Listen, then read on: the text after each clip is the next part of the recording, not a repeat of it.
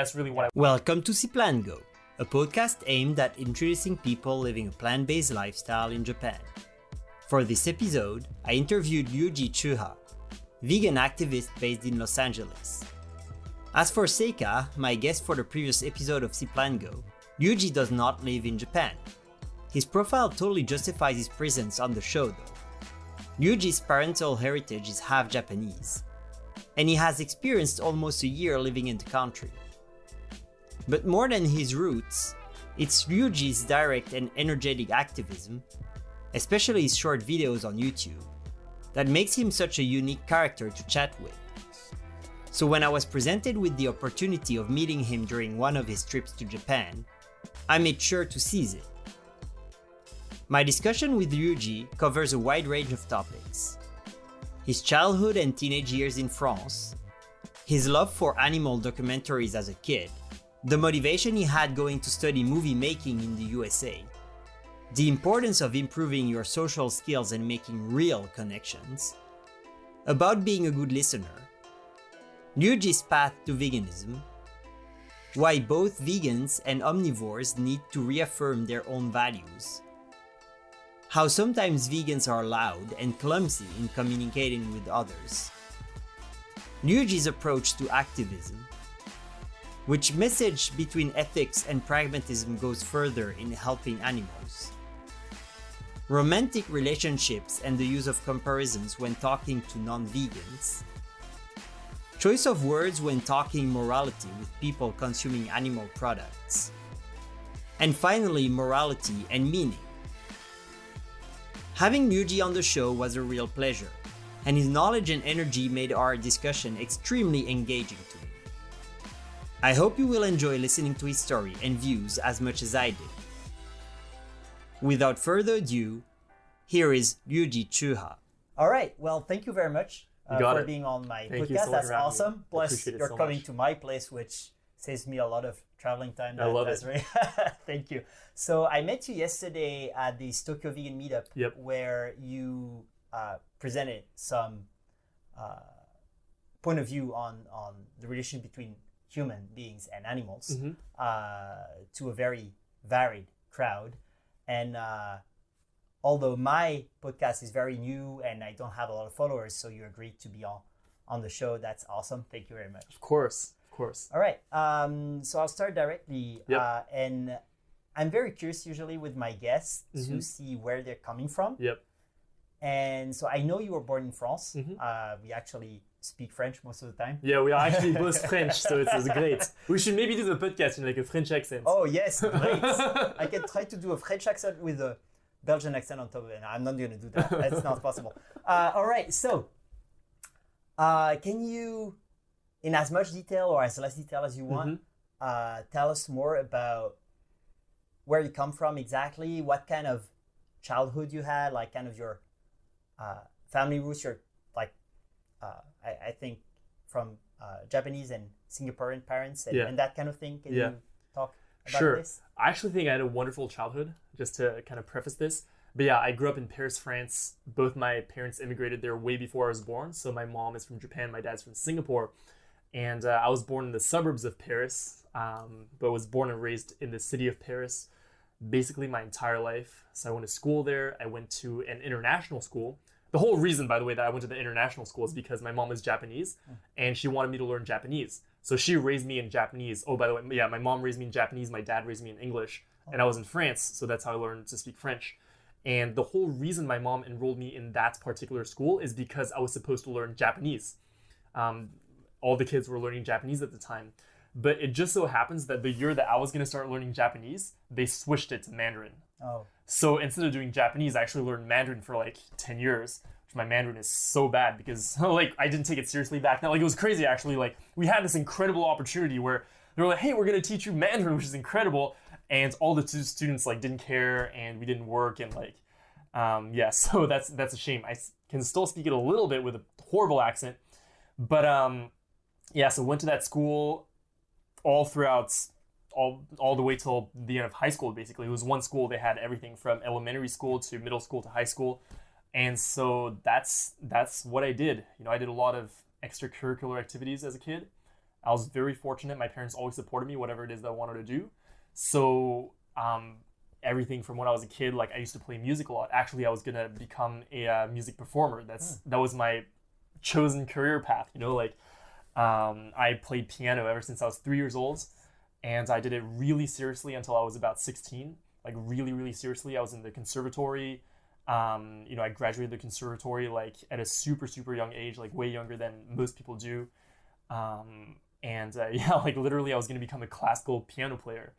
Apart from that, I did karate. I did different sports at different times. Actually karate, like I know you did martial arts, you said. And when I did karate, funny side story, I was going to be a black belt. And what happened is that when I sent in my forms to sign up for the black belt exam, I was missing a form. So I wasn't able to do it. And all my friends went on to get their black belt, and then I didn't. And then I actually stopped just after that for whatever reason. And so I never got my black belt, but I was almost there. I played soccer for a little bit. I did basketball. I did art. I did painting. Maybe I did a couple other things I'm not remembering right now, but yeah, so that was my childhood, just exploring a bunch of things, always supportive parents. And Yeah, it sounds awesome. I mean, I think it's a very uncommon, if you look at like the average kid, a situation like family situation. Well, obviously, not a lot of kids have the opportunity to grow up in 3 different languages, right? Yeah. Especially Paris. A lot of people think Paris is a very polyglot city. Mm-hmm. It's actually not. I mean, I've studied there for 3 years, and true, there's a lot of people speaking different languages, but the overall vibe is like French. Yeah. Right. And I come from Brussels originally, Yeah. and over there, the overall vibe is like a lot of different language. Mm-hmm. Like it is very different, although they're very like close by. But, I see. So it must be pretty uncommon. I mean, among your peers, like, were everyone speaking several languages? Actually, yeah, because international school, right? Since I was in an international school, basically everyone spoke English and French, at least. Okay. And yeah, with most of my friends, actually, we spoke both languages. Like we would cool. say some things in English and then switch to French, or like say some things in French then switch to English. But actually, even mostly like throughout high school, like throughout my later years, growing up in Paris, I actually spoke English way more than I spoke French. Oh, really? Yeah, and I also watched a bunch of English media. I watched movies and TV shows that were all English. Yeah. I think the reason that I have an American accent is because I watched American TV shows as a kid. Yeah. Because no one around me had an American accent. Like my teachers were British. My dad has this Singaporean weird kind of accent. I see. So I think that's how I got it. But yeah, it's weird. Like through a lot of my childhood, adolescence kind of years, like I spoke a lot of English, even though it was in France. Really? Yeah, it was very interesting because you are actually at school at a time where I believe, correct me if I'm wrong, but those shows were starting to be available because Paris didn't have like a lot of media in English language readily available, like because like if you were like born 10 years earlier, no internet at that age, right? And so it's a very specific like environment you grew up in, I think, that allowed you to be open to so many such a kind of a global culture point of view. Sure. That's great. Too bad for the Mandarin, but I share the pain. My German and my Dutch are terrible. My German is so bad. I did German for 2 years. I did for 4 years. Yeah, it's so. I mean, but is this podcast explicit, by the way? Like, can we swear and stuff, or is it we like can. clean? Okay, whatever you want. Yeah. Okay. Yeah. Well, I mean, Mandarin, if you had a very good level, I believe that with your mindset and what you want to achieve through your activism would have been a good way to reach out to a lot of people. That's a good point. But you never know what's going to happen like 10 years later when you're somewhere, right? So, sure. Awesome. One last question, though.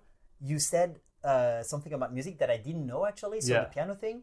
And that kind of career that was maybe waiting for you. Yep. But I also heard, like, listening to a few of your videos, that you were very much into everything related to nature, taking pictures and everything.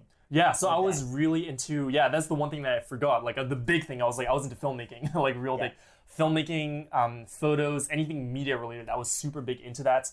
Yeah, my dream as a kid was to be a wildlife photographer. Every Sunday I would sit at home watching TV. And it would be these cartoon shows first. There was one kind of like Looney Tunes kind of cartoons thing, then a superheroes cartoons kind of thing. And then afterwards, it was the nature documentary. And I remember always watching those, and I was so just in awe of nature, of animals. I loved watching footage of really all animals. I think my favorite were marine animals, maybe. I loved like ocean documentaries. I still love that, like seeing like coral reefs and like I love all that. Even though I actually know nothing about it from like biological or like any of like those kinds of fields. But I always thought it was awesome, and so yeah, I always wanted to do that. At the same time, I got really into film, photography, making videos. I learned a whole bunch of computer programs like video editing software and After Effects and all that kind of stuff. And yeah, that was my big passion into high school. All right, awesome. I used to find documentaries pretty interesting as well, but I can't remember ever being hooked on any. So do you have any idea why you were so compelled to like watch those documentaries? What was really, if you try to think back, if there's something that you can pinpoint that got you started on that like kind of path of really being curious about the wildlife? Yeah, I think I was, I've never really thought about this, but I think what I was fascinated by is the way that nature works and the way that animals go about their lives. And it fascinated me to understand why animals acted a certain way. Because those documentaries, they would explain like, oh, this is what this animal is doing and this is why they're doing it. And for some reason that always caught my attention. Another field that caught my attention very briefly was the field of biomimicry. And that's the field where people take things that happen in nature and they try to replicate it using technology. So they'll figure out like, oh, how to create a flying device based on how bees fly or like things like that. And I remember, actually, I haven't even thought about this in years, but there was a point in my life where I thought I wanted to do that. And I think it's because it just fascinated me, like just understanding how these animals work, why they do what they do, why do certain animals migrate, why do they like take care of their children this way, or all these things that I honestly can't remember details right now. Yeah. But I think that's the aspect that really grasped me. Yeah, it's a fascinating world for sure. Yeah, it's kind of a rabbit hole though. Yeah. Yeah, no, that's awesome. And so from there, you graduate high school, and if I'm not wrong, you're going straight to the States? Is that it? Yep, right after high school. Yeah. What was the kind of background there? Was that something that you had planned, you or your parents, for a while, or was there so the reason I went to the States was to go to film school. That was at least one of the reasons. I guess there are actually multiple reasons. I guess life is not black and white at all. It's kind of interesting getting into it. But yeah, because like I said, I was super big into making videos, and what I loved was this process of capturing a story or capturing something and then creating this finished product that you could put out and that people could see. I loved doing that. And so I thought instinctively, hey, like, why don't I go to where filmmaking happens, like go near Hollywood. I remember that one of the things that really got me thinking about having a career in movies was seeing a behind the scenes video of the film Inception. Okay. And I was like, wow, this is really cool. I loved how they all worked together. And the school that I went to, Chapman University, was a school with huge opportunity for upcoming filmmakers to have hands-on experience. I always learn things by doing them. I'm super big into trying things, like I also like study a lot and read a lot and listen a lot. But at the end of the day, I find that I really understand things when I do them. And Chapman was, as far as I could find, the place where I would be able to get the most experience. And so that's why I chose, okay, hey, let's go there. I think it's going to be awesome. Also, at the same time, I wanted to get away from my parents. I wanted to completely change like my life. You know how it is like when you're 18. You have high school students, so maybe you see that. High school, yeah. I do. Yeah, but one thing too is that although I think my childhood was great for the most part, I have great memories from childhood, but throughout like middle school, high school, my memories are not that great. Okay. I remember when I started going through puberty and I started kind of growing up, in high school, there's always this social hierarchy that happens. Right? As in, I think it happens in life. Also, you can get away from it more easily. But in high school, it's very segmented. You have the cool kids, you have the not so cool kids, and you have the like not cool kids, And the way that I used to think about myself, I was like, yeah, if those were like classes, I was probably like lower middle class kind of thing. And throughout most of middle school and high school, even though I had amazing friends, I love my friends from high school, I always somewhere I wanted to be a cool kid. That's always what I wanted. And I couldn't understand why it was that certain kids would be the popular ones. Like, what's so different between them and me? Why is it so hard for me to be part of their group? Or why is it that they would never want to invite me to their parties? Or even if I did go to their parties, then I wouldn't be able to talk to anyone. No one would want to talk to me. And that's something that I thought about a lot when I was in high school. And so I thought that maybe by going to the States and changing my location, I could have a fresh start, basically. And maybe this time I'll be part of the cool kids. So that was definitely a part of it as well. But yeah, I wanted to do film. I wanted to come to the States.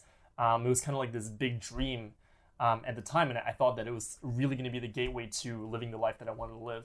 All right. That's very interesting. Like, for me as well, those last few years of high school, like the high school itself was the part of my life where I was the least social. I mean, for me as well, I mean, like, in the sense, like, before that, it was mostly positive, and from there, totally different to you, though I wasn't that active. But when high school ended, that was the fresh start I was waiting for. Yeah. And I was bored in school, like, frankly speaking. Like, I did the minimum amount of work. I was so bored too. I probably had enough skills to, like, tackle a lot of difficult subjects, but I was just not interested. Were you a good student? Like, did you have good grades?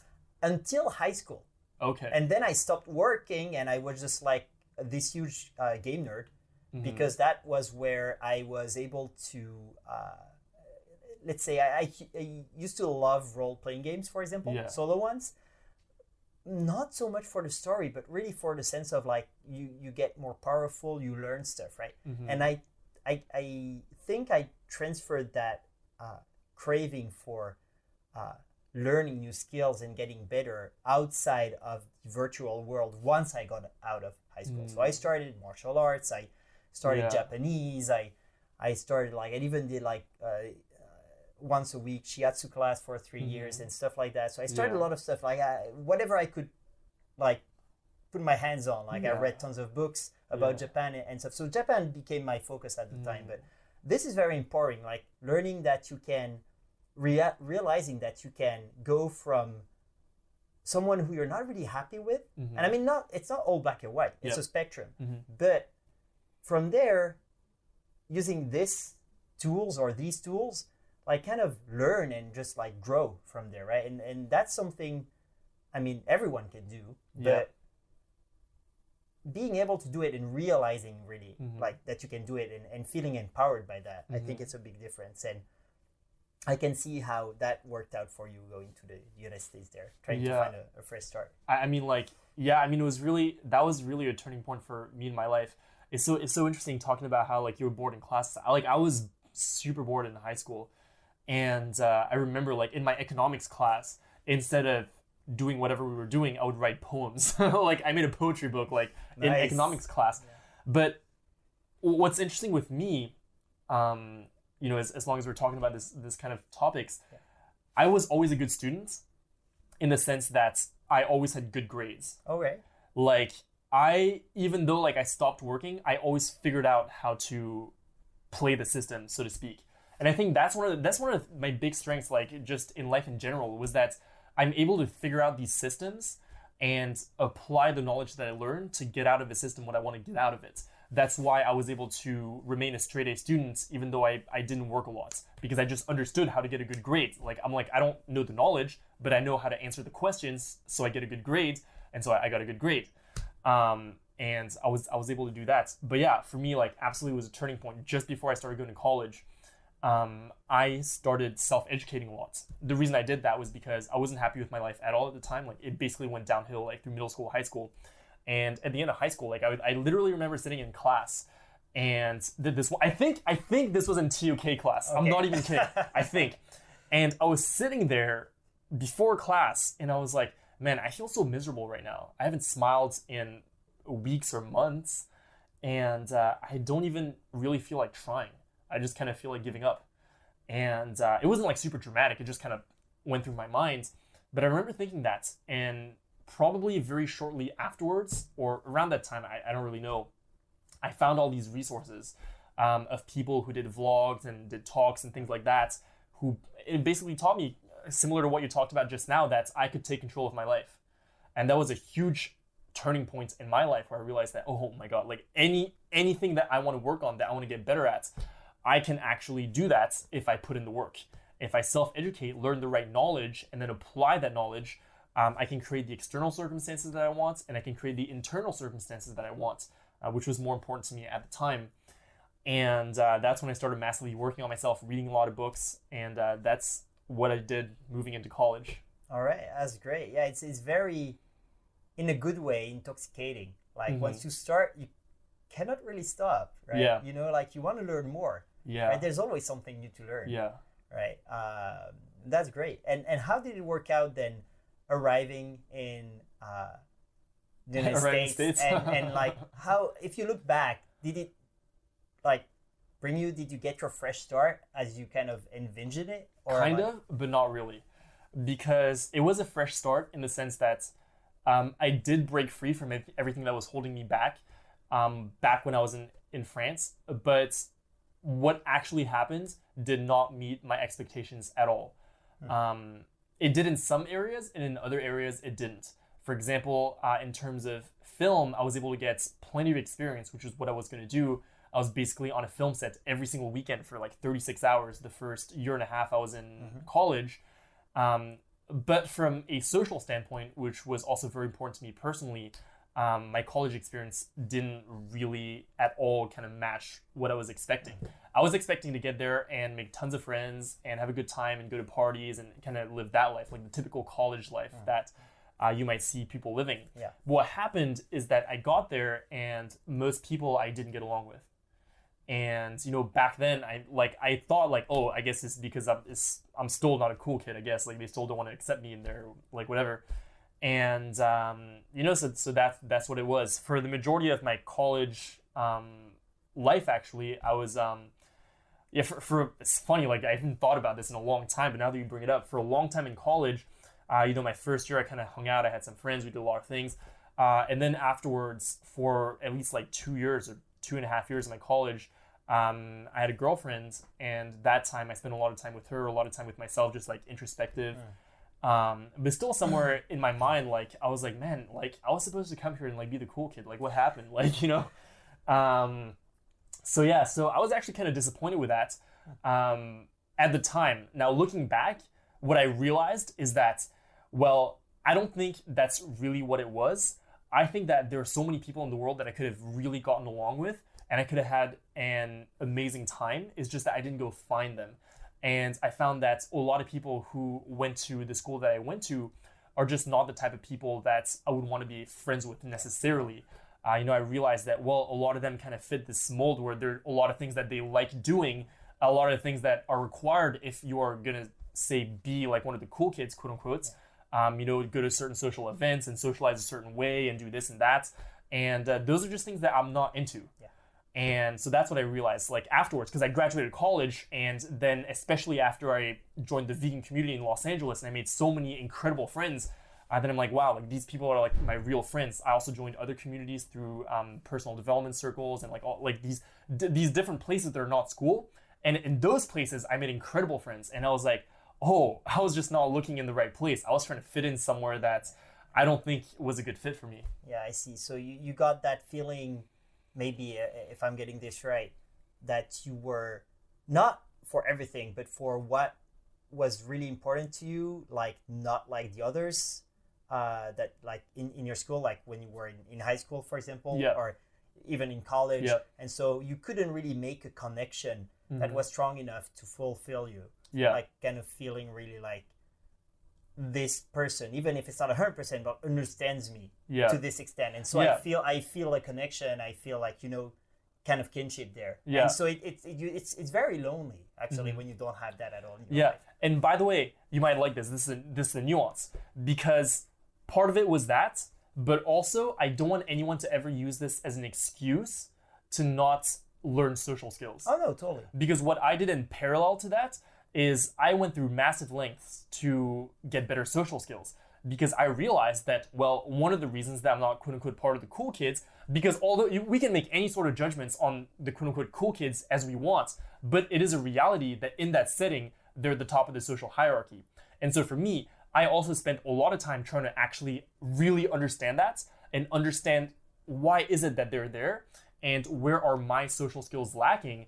And so, I did that in parallel because I think it's very easy also to be like, oh, like I just don't get along with people because, they're not the type of people that I hang out with. But really, because I could have gone there, but what it would have been for me is that I would have been secretly resentful of those people and then using that as an excuse to just suppress my own inadequacy.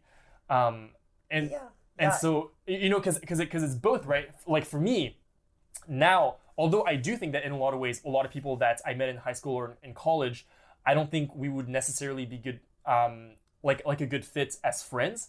But that being the case, if we all go to a party together, I want to be able to have equally as much fun as everyone else. Because at the end of the day, like in a social setting like that where we're having fun, like saying that, oh, like they're just not the type of people that I get along with is actually a really bad excuse as to why you wouldn't, I wouldn't say fit in, because like I don't think we should try to fit in, but like getting along or being able to have fun with people or getting along with people in general. Oh no, totally. It's not about like the being able to get along or not. I think there's a level of interaction that, let's say, everyone should be able to do, right? Yeah. And I mean, for example, at my job, I don't have any very close friends because, it's not, well, I'm vegan and there's other reasons, but I mean, I'll go along very well. I've been to karaoke Friday night 2 days ago with some colleagues and I had a lot of fun.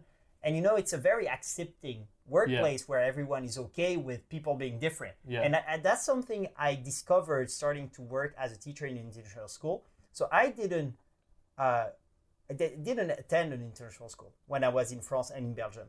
And I always was the kid, for my point of view, that was coming from abroad or that was different from the others. And I think if I had been in an international school, it would have been more like, everyone is different, I'm different, that's cool.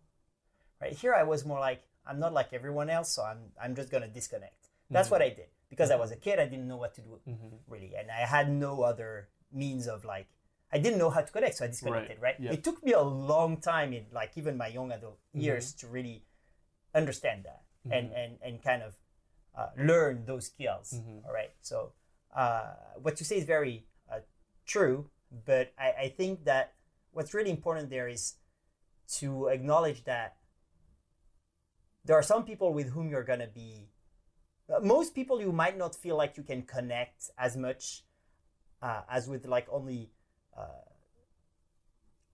let's say, it's all value-based. Like, so especially if you are coming from a background that's more like cosmopolitans, you have like parents that come from two different countries and stuff. It's harder to connect with people who grew up living in the same place with both parents who come from the same place. It's kind of a mindset thing. Doesn't mean you're better. That's the wrong mindset. It's like I'm better than you, right? That's 100%. It's like we have different life experiences. There are things you get, I don't. 100%. Right? 100%. Yeah. And that's like finding value in everyone's life experience and being when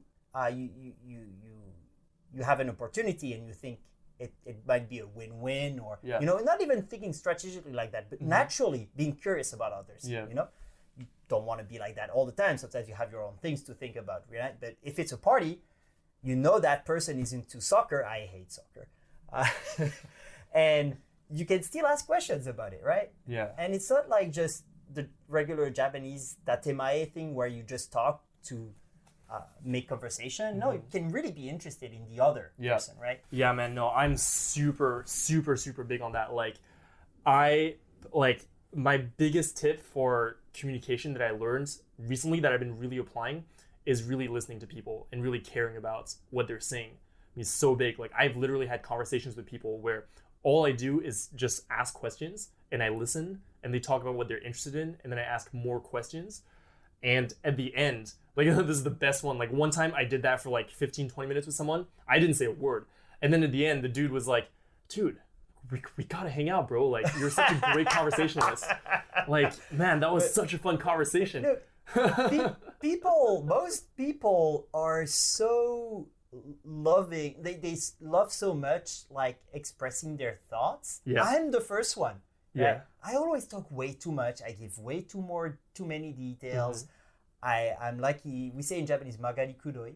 So I'm always like not going straight, taking corners, because I want people to understand me. So I have so many things to share, right? Yeah. So one goal of this podcast when I started is like, my brother made fun of me. Is like, you're sure you're gonna be able to not speak from time to time? And at first I had a hard time. And then depending on when I have to try it, and it's a learned skill. Yeah, right. It but is. You get so much out of it. It is. Let me tell you. I believe I love talking more than almost anyone else. I love talking so much that, like, the whole reason that I do a vlog and that I like making videos, etc., etc. Part of it is because I just love talking so much. Even when I'm off camera, I'm talking all the time. When I'm on my own, I'm talking to myself. I take a shower and I'm talking in the shower. I used to sit on my bed when I was in high school and I would talk to myself for hours and hours because I wanted to do it. And for a long time, when I would meet people, I just wanted to talk because I loved to talk. So I definitely come from that place. I used to hate listening. I used to really hate it. But then I realized a couple things. First, I realized that I'm not the only one who loves to talk. Actually, everyone loves to talk. And second of all, when in a conversation, if I talk, there's not much upside for me. Like, I feel good because I'm able to get my thoughts out, but I'm not really learning anything new. Although, I mean, talking is a great way to kind of like, put your thoughts together. I do it all the time, so I get that. But they're already in my brain somewhere, so there's nothing new coming in. And on top of that, from a social standpoint, if I'm talking to you, I would rather you talk to me so that you feel great about the conversation. Like, I don't need to tell, like, I completely let go of the need of people to know what I'm about, to the point where, as loud as I am on social media and I talk all the time, I do live streams, like I'll live stream for like an hour straight on Instagram, like very frequently. As much as I love doing that, if you actually see me in my day-to-day where I'm just meeting regular, like random people or even meeting people in the community, etc., I'm very quiet. I'm extremely quiet. I ask a lot of questions and I listen a lot. Of course, it's contextual. Sometimes, like, say at the event yesterday, I was the speaker, then people come up to me and want to have my 2 cents, etc. But say I'm just going to an event where I'm just not a speaker, I'm just meeting people, man, I'm so quiet. Because I realize that unless people ask and they really care, they don't actually care that much. And that's fine. I'm not judging them. I don't care that they don't care. But I would rather just learn about them. And when someone else talks, I can learn so much from that. Because it's information that I don't know. It's a perspective that I don't have. So I really learned to love listening. And it's definitely a learned skill. Yeah, it is. I think I got a bit better at it. I'm not sure.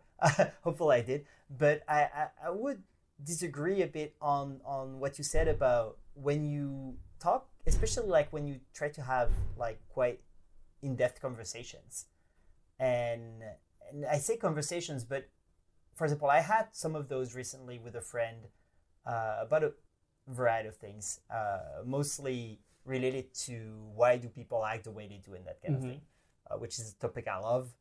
And I think if I hadn't had those conversations, there are a few things that I wouldn't have been aware of, like as far as like my understanding. Because the thing is, like, I listen to tons of podcasts, right? And that's passive active, right? So you listen and I do all that listening, but there's so many ideas in my brain that I don't verbally act upon. And I don't share that because I don't have a platform where I talk a lot. And so when I got an opportunity to, because I talk to myself, but I don't talk to myself in that way. I don't know, maybe very differently to you. I talk to myself like sometimes in similar ways, but I can't do it for like hours. And so there's only a few opportunities that I have to really kind of unwind this kind of mixed of idea, like this kind of ball of ideas. And so sometimes you build meaning while you express it. I get it. And that's actually part of why I'm so happy that I started really putting out all my thoughts on the internet. Because then what happens is that I can talk in a time and a place where people want to listen to me. Because when I'm doing the live stream, like I can't listen to people on a live stream. I mean, I read all the comments and I respond to people, but at the same time, because I'm the one live streaming, then I can talk. And because I spend so much time doing that, like making content or talking on my live stream, which is basically I just share my thoughts, and because I do that so much, it really gives me the opportunity to kind of let go of that, so that when I'm in an actual social setting, meeting someone, I don't feel that urge anymore. Because I used to feel that urge so much, where I would like meet people and I would be like, my God, I just want to tell you about everything I've been thinking about. It's crazy. Exactly. Like, but now, because I just put it out all the time, for the most part, I just don't really feel the need to share. And I'm able to really focus on listening when I'm talking to people. Yeah, so you're getting kind of this balance, if we can call it. Yeah, because I need to get it out. Like, oh man, I need to get it out. Like, I love talking about it. Even like this podcast, I'm so happy because like there's so many things, like all these things that I've never talked about, that I'm like, man, like I've always wanted to talk about all this. Like, I'm actually obsessed with it. Like these kinds of things, like the things we've been talking about. But I don't talk about them much because it's not really part of like what I talk about, like within my platform, my brand, etc. But yeah, it's something I'm massively obsessed about. So I'm really happy to do this. Well, my pleasure. I mean, I try to, if I can, it's something I'm obsessed about too, like why people do the things they do, etc. But also, even if it wasn't, like, I mean, I must try to bring something new as far as like value to what you already have online. So for me, it was like just the right fit. So that's great. I love it. So learning to listen is very important. It brings a lot of positive things to your life, definitely. And plus, I mean, if you can't listen, you're going to be a terrible activist. Oh, yeah. Anyways. Yeah. Right? You might reach to some people, but way less than if you are a good listener. Yeah, for sure. Right. And there's so many good examples now, like on the internet, whether it's, you or Earthling Ed, etc. Right. And they're definitely very inspirational and they listen very well. So that's awesome. Where were we? I think we were talking about you not really having achieved being that cool kid. And so you graduate from college and you're with your girlfriend and what are the things happening next? Like, do you get a job in that kind of video industry? Or what I know from how to listen to some of your videos is that at some point you read that book. And that was in France, right? That you read it. Something like that. Yeah. And so you came back to the States and boom, vegan. Right? But between the graduation and that, is there like kind of a few months, a year? Well, not really. I mean, like the thing that happened with the book, when I read the book and I chose to be vegan, that was my sophomore year of college. Oh, okay. Yeah, so that was like, okay. So it was my second year of college. So I mean, not really. I mean, I graduated high school, came to the States, and then 1 year in, basically on the summer break, that's when I read Sapiens, or I might have been reading it for longer because it's a thick ass book, but like, so I might have been reading it for longer than that, but that's when I finished it. I came back and that's when I was like, well, I'm pretty much vegan now. All right. Yeah. Interesting. How did you meet that book? Well, how did it happen? So the way I met that book actually is because I was on a quest to self-educate. The reason I was on a quest to self-educate was because I wanted to become the best version of myself, because I learned, from my experiences in high school and the people that I discovered, that if there's something I wanted to change about my life, then I could take control of it. That's one of the things I learned. And then the second thing I learned is that, well, if I want to get somewhere, I should find people who have achieved the things that I wanted to achieve, or people who are the way that I want to be, and see what they did and do the same thing. And one thing that I noticed across the board is that people who are successful in any field read, generally. They just read books, or they spend a lot of time self-educating. And I was like, I guess I got to start reading books. That's when I started reading a lot of books. I read a lot of books on personal development, mostly. I read books on psychology and sociology, those kinds of topics. And that's how I found Sapiens. I found it actually, the author was doing an online course first. Okay. Which was a course version of the book. And I didn't finish the course, so I bought the book. Because in the course he was saying, my book is coming out soon. And then it came out and I saw it in the shelf in a bookstore because I was going to go buy books. Because I was probably in Singapore, and I would always go to the bookstore to buy books and read them. Then I would go back and buy more books. And so I saw that book, I bought it, and that's how it came in. I was like, you know what? This is probably a good idea for me to read this. I wanted to expand the topics I read about, and I was like, well, history is something that I was always not very knowledgeable about. I was never good at history in school. I'm very good at figuring things out and applying logic to things and understanding things. Like I'm good at connecting dots. So I was always very good at math. But when it comes to memorizing things, I was never really good at that. So for history always it still seems to me like, you know, random events that happen. I mean, there's no logic. Well, there is, you can explain them. There are stories. But it's not like math where all the things connect, you know? And so I was never good at history, and I was like, I should probably read a history book. And I thought this was a great book to read. I loved the course. I loved the way that he breaks things down. And so I started reading that book. It was one of the most thought-provoking books I've ever read in my life. He really breaks down different things that happen throughout history and the big sweeping movements and the forces that shaped history, and makes you think about things that you just generally wouldn't think about. And one of those things just happened to be the animal agriculture industry.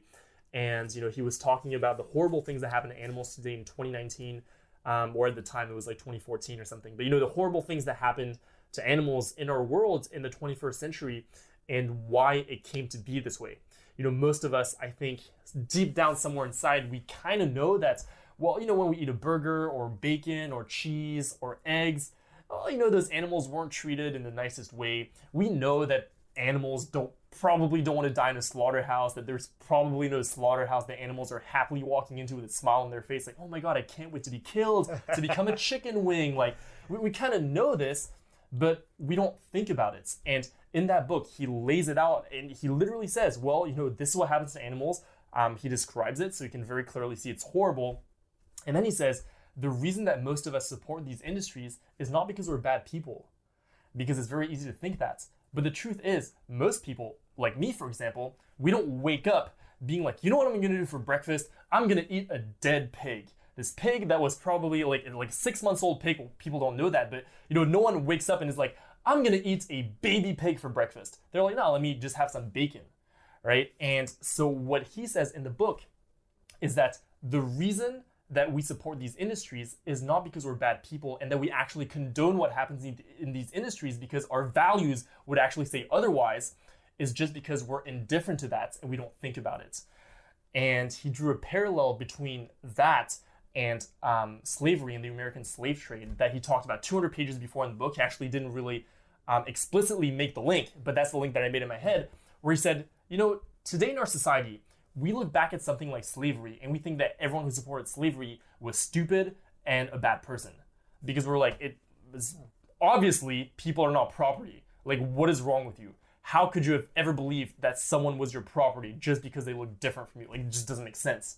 For us now in 2019, but really back then, it was just another form of normalized exploitation. And so most people who supported that industry didn't really think about it. And more relevantly to us, the consumers, I think he gave the example that, you know, you're in England, you're eating a cookie. You're not thinking about the fact that the sugar in your cookie came from slavery. You're just eating your cookie. And similarly, today, whenever we're eating a cookie, we're not thinking, hey, you know what? Maybe the eggs in this cookie came from a place that exploited innocent chickens that made them suffer and killed them. We're not thinking that. We're just eating the cookie. And so that link really stuck out in my mind because I was like, well, if there was a time machine and I went back in time, I could not support slavery. With what I know today and how I feel and my values, there is no way I could do that. And the only reason that I will keep supporting the animal agriculture industry today is the same reason why someone 300 years ago might have supported slavery. And I realized that there is no good justification for me to do so, except for the fact that, well, everyone kind of accepts it. But I thought to myself, you know what? If I would not have supported slavery 300 years ago, I cannot support the animal agriculture industry today, no matter what the rest of the world says. And that's when I really changed. That's what clicked in my mind. All right. It's very interesting. I think I already had some parts of that from watching some of your videos. But I have two questions there. Yeah. One would be, so I had this image that, especially in that part of the United States where you were, there's way more vegans than, especially here in Yep. Japan. Yep. Did you have any, at least vegetarian people around you No. that might have been like kind of bringing up those questions No, in not front at of all. you? Nothing? Not at all. Nothing. All right. So that was really like kind of, this book was your first contact with Well, some kind of well-framed... No, but it was the first time that I faced it, right? Because ever since I got Facebook when I was like 11, 13 or whatever age I was, I would see sometimes in my Facebook feed, animal cruelty at McDonald's or something like that, but I never clicked on it. And I remember when I was in high school, my friend read the book Eating Animals, which I also read after it was the first book I read after becoming vegan. So I was exposed to it here and there, but I always chose to ignore it. I never really thought about it. I never took it seriously. I never considered being vegetarian. I think I had no vegetarian friends, or even if I did, I didn't pay attention to it. And actually, I do know now that before I was vegan, I did meet people and I was friends with people who were vegan, but it was so outside my radar that I didn't even think about it. I never asked them about it. I don't remember if we ever thought about it. I didn't even remember they were vegan until after, and they hit me up. They're like, "Oh, you're a vegan, dude. I was vegan that time," and I was like, I didn't even know that. So I didn't think about it at all. In fact, when I first became vegan, I didn't even know the word vegan. All I knew was that the animal agriculture industry is a horrible industry. I cannot support this. I gotta stop supporting it. And the way I found out was literally someone asked me, "Hey, are you vegetarian or vegan?" And I was like, I don't know. I don't know what vegan is. And I had to look it up. And I was like, oh yeah, that's the one. That's what I am. I'm very curious about that way you phrased the fact that you chose to not think seriously or look at the videos, or you chose it, right? Yeah. Do you feel like it was a choice that you made? Because I'm asking this question because I'm fascinated by... Yeah. I've been vegan for, like, depending on how you count, 1.5 years or 2 years, right? And why at that point, right? What brought me there, right? And what are the circumstances that make people go vegan or veganish, and at first maybe? And for example, if you look at quite a few videos from Earthling Ed, he usually seems pretty satisfied, and he says that he's totally okay with not... But most of his interactions with people, they're not saying at the end of the video, "Okay, I'm vegan now," right? They're not. It's about that planting the seed kind of thing, right? So it's about, they don't know it yet, but they've been trapped into, they will have to face some questions they have in their mind now at some point. Maybe they'll ignore those, right? And so for you, what do you think was different, the you that read that book Sapiens, compared to the you that got this opportunity to see some videos, or to have like that high school friend who read Eating Animals? Or I think you even had, like, earlier we chatted a bit before the podcast, you had this thing that you studied in, was it in TOK about something like consciousness in animals or something like that. I actually just remembered that after you told me that. I didn't remember that, but I think the reason why that hit me at that time was because that information was now in line with what I was trying to do. And it worked, because the entire reason why I read that book was in my quest of personal development, of becoming a better person. And part of becoming a better person, for me, a huge part of it was, I want to live the best life that I can. So I want to be happy. I want to be able to talk to people when I want to talk to them. I want to be able to be social, or, have fun, or that kind of thing. That was very important to me. I wanted to be successful at whatever it is that I wanted to do. But then I realized, and I think this is a mindset that I always had also, is that I wanted to be a better person for the world. I wanted to be a kinder person, and I just wanted to do good things. And so I think that's why when I read that, I realized that, me learning about this information and questioning things is part of what makes me a better person. What's one of the big shifts in mindset that I had throughout my life is shifting towards a mindset where I'm always questioning myself. And so I was always, at some points, I started being just open to the idea that I might be wrong about anything. And that was part of it. That's when I read that book. Actually, a huge chunk of that book opened me up to really questioning things that I'd never questioned before. The second chapter of the book is called History's Biggest Fraud. And he talks about how, well, maybe the agricultural revolution was actually the worst thing that happened to humans. And that really makes you question everything. And, from that point, because he questions so many things, when it comes to animal agriculture, that really made me question things as well. But then I realized that, well, you know what? If I'm trying to be a better person, if I'm trying to be the best version of myself that I can be, then how can I know about this and then not do something about it? Like, it didn't make sense, because I realized that personal development was not just about me. It was not just about me getting what I want, but it was about me doing the best I could for the world. And so at that time, everything was very aligned, because I was like, oh, well, this makes sense. If the animal agriculture industry is horrible and is treating animals in a way that I would never want to see them treated, and even beyond that, just the mere fact that they're being used for something that we don't need, like we don't need to eat animal products in order to be healthy, then why would I support that industry? Why would I support an industry that kills billions of innocent animals if I'm trying to be a better person? It didn't align. And what aligned was, hey, let me stop supporting these industries so I can make a good contribution to the world. I can not contribute to an industry that makes billions of animals suffer. And it was just a natural part of my journey. I see. Whilst before that, it didn't fit in my agenda. Because back then, probably what I was preoccupied with was, oh, like, I want to be a cool kid, and when you're trying to be a cool kid, watching a video that's like animal cruelty McDonald's, it has no value, has no relevance in my life. Or when my friend was reading eating animals, he actually even showed me, like, I remember, like, there are pages in the book that shows, like, the actual floor space that an egg-laying hen has. And he showed me that, and it's crazy now that I think about it, because even after seeing that, at least the way I remember it, it didn't even occur to me to not consume eggs anymore. I was like, that's horrible, but it didn't even occur to me. And I think I asked him, like, oh, so you're going to be a vegetarian now? Like, I think even as a joke, I might have asked him. And he was like, no. And so I think that was that. But yeah, at the time, it just had no relevance in my life. Yeah, I see. Yeah, it's I think that's the same kind of reasons that I experienced when I decided to. Well, I don't really think I decided, actually. I just felt like I had to be vegan, because before reading, I read Animal Liberation. Before reading it, I said to a very close friend that I wouldn't be vegan, right? I would just read it because I love challenging my beliefs, right? I'm just hooked on, like, I think I might be masochist there, right? It's something I believe in. I'll go as far as I'm comfortable or a bit uncomfortable with challenging those and seeing, like, if I can get through that, all right, I'm happy with myself, right? And I'll be satisfied for the time being with those beliefs, right? And so the only thing I would, if I was nitpicky, I would say, like you said, like, it's not only about doing what I want. I would say it's only about doing what you want. That's what you wanted, right?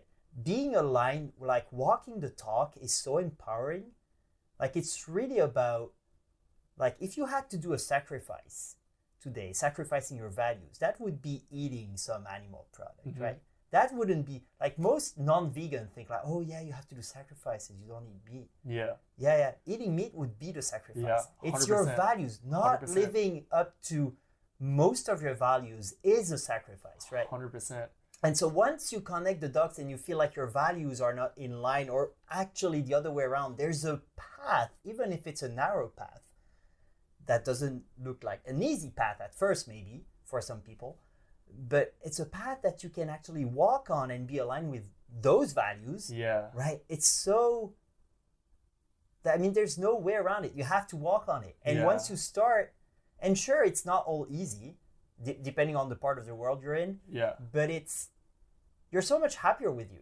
That is so true. And so it's really what you want. And actually, it's not a sacrifice. It's kind of, if you ignore it, and maybe you'll come back later to it, you're actually going to be unconsciously not happy with that decision, right? And you can hear that when you talk to non-vegans and you say something, like the other day I was at a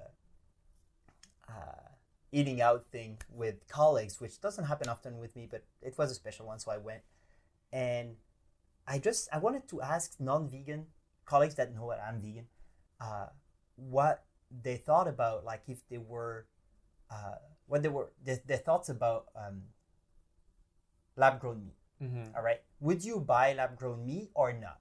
Right. That kind of thing. I asked that question, and the answer I got, like, it was from a colleague who used to be vegan a while and stopped for her own reasons, health reasons, I believe. And she started answering why she wasn't vegan anymore. I said, that's not what I asked. And I mean, that's not, maybe, usually you wouldn't get that kind of reaction, but I think that person felt, threatened in her own value. She wasn't, I don't think she's really happy with, and I can't imagine if I was for health reasons, I felt like I had to give up those values, I would be very challenged, right? Yeah. But I think that's the way it is. If you see a path that allows you to live according to those values, that's really something that's really powerful. Yeah. And if you ignore that, you're kind of shooting yourself in the foot. Yeah. I mean, it's so true. Like, there's so many things that were interesting about what you said that I think about a lot. Like, many times people who are not vegan will be like, sometimes people who are not vegan will feel attacked by people who are vegan, even though we're not doing anything, but just being in the room. Like for me, I've had times where just by the mere fact that I'm there and that I'm vegan and maybe I say a sentence about it, someone feels attacked, I mean, like, I'm like, literally, I just lost my train of thought there for a second. I was getting so hyped on this idea, but what I was gonna say is that, my friend Jane Velez Mitchell, she used to be an alcoholic. She's an alcoholic in recovery, and she said that when she used to be an alcoholic and drink a lot, when people would come over to her house to a party, for example, and tell her, "Hey, I actually don't drink," she would feel threatened, even though they weren't telling her you shouldn't drink. They were just saying, "I don't drink." And that was enough for her to feel attacked. And I feel like that's the same thing that happens because what she says is that she knew deep down inside that they were right. I think that's a very similar thing with, non-vegans when they feel attacked by people who are vegan. And don't get me wrong, like sometimes vegan people do attack non-vegans, but also sometimes they don't. But the point is, if you are someone who's feeling attacked by the mere fact that other people are vegan, then maybe it's time to really look at that and really reflect upon why is it that you feel this way? Is it because they're genuinely attacking you? Or is it because you might feel that they're right, but you really don't want to admit that, and so you're just gonna get defensive? I mean, it's not a right or a wrong, but I mean, I definitely think it's something that happens. Yeah, and all those jokes and those, aggressive comments you get from the get-go from some people around you when they know you're vegan, those are just defense mechanism, right? If you try to empathize with those people, you won't be angry at them, right? Because they're just like trying to reaffirm their own beliefs, right? Yeah. Because they feel threatened. That's what it is. It's the same reason why, for example, there's this saying in personal development that you are the 5 people that you surround yourself with. Yeah. And, people give examples, like, for example, say you're in a group of people who are unfit, and then one person tries to get fit and starts going to the gym or starts eating healthier, then what the other people very frequently, what they do is they try to bring that person down. Yeah. Because if that person actually goes to the gym and succeeds in getting fit while the other 4 sat on their ass and didn't do anything, then it shows that, well, they could have done that too, but they didn't. Yeah. And people don't want to face that, and therefore they'll try to bring that person down with them so that they can say, oh, well, look, you didn't succeed either, so then it excuses us from doing better. Yeah. So I feel like it's a very similar thing when, say, non-vegans feel attacked by vegans and make stupid comments. Like, I get comments on my videos that say, oh, I love bacon. It is a very common thing that we get. And I'm like, well, so you just felt the need to say that? But I understand, because it's the exact same thing. If that person succeeds in making me feel bad or, make me feel some sort of negative emotion, then it shows to them, oh, hey, look, he doesn't actually feel that good about that. So, now I'm not that bad, or like something like they can justify it in their minds. But it's the same thing. Like, people do that all the time to drag people around them down. Yeah. To be totally honest, there's a lot of vegan people, and usually for good reasons. By good reasons, I mean understandable reasons. Mm-hmm. They're very vocal. They're 100%. They're clumsy about communicating with non-vegans, and so that is definitely a good reason for non-vegans to be kind of either defensive or, feeling uncomfortable, right? And I think that is usually the case, especially with quote unquote new vegans. That was the case with me. Might still be the case from time to time, especially with people who know me, like my family. I can just like be annoying with them because they accept me. Yeah. How was it with you? So I think it was challenging for your relationship at the time, but can you I went talk through that, a bit about I all went this? through that so hardcore. Like I went through that phase so hardcore. Like when I first became vegan, man, I was so outspoken about it because I cared so much. I was like, man, this is horrible. Everyone needs to know, but I still believe this, by the way. I still believe everyone needs to know about it. I still believe everyone has to be vegan. I fully believe this.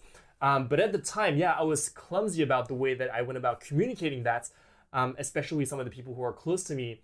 And I think it's because I was just taken by the emotion of the moment. And I see that it happens very frequently with people. It's very frequent that I have friends who are vegan who go through this like quote unquote angry vegan phase. Like I went through it too. And so what happened was that, I found out about it, especially with my girlfriend at the time. I told her about all these things. She kind of listened. Like my girlfriend eventually became vegan, but she did it more for me, and she would not be 100% vegan. But at first, it was this huge conflict because basically, I think what happens, this is my theory, is that when we become vegan, what happens is that we find this one piece of information and then we go down the rabbit hole and then we find more and more and more information. And usually we do that alone where it's like, well, we might see a lot of slaughterhouse footage. We might see all these things that we've never seen before. And then we try to communicate with someone everything that we saw, but it's out of context because we did it from a place where it's like, well, I wanted to find out more about this. And I took these gradual steps towards discovering all this. And then that skips all of a sudden to, well, I'm talking to you now and you're eating meat. And I'm like, you shouldn't do that. That's horrible. Don't you know about this? And it immediately skips. And it's like, for me to realize this, I went through all these steps. But, what I did, and I think what many other people do is that, well, when I communicated, I skipped all those steps. I immediately went to, hey, this is actually horrible. You should stop this. Yeah. And that didn't work at all. Yeah. And we got into many fights about it. A lot of conflict. Like I remember, she would be like, oh, I'm not so sure, blah, blah, blah. Like she was on her own path, on her own journey. And I'll be like, man, like you don't know what these animals go through. It needs to end now. Like I'm going to spend the night in the closet because that's what animals go through. And it's not even that, like animals go through worse than that. And I used to say things like that. Like, and again, it didn't work. Yeah, it's not a win-win situation at all. Yeah, not at all. Just trying to understand the other first, and then trying to communicate what you feel like is not natural for people to do, right? And what helped me, and I think what I think you brought this up in one of your videos, but it's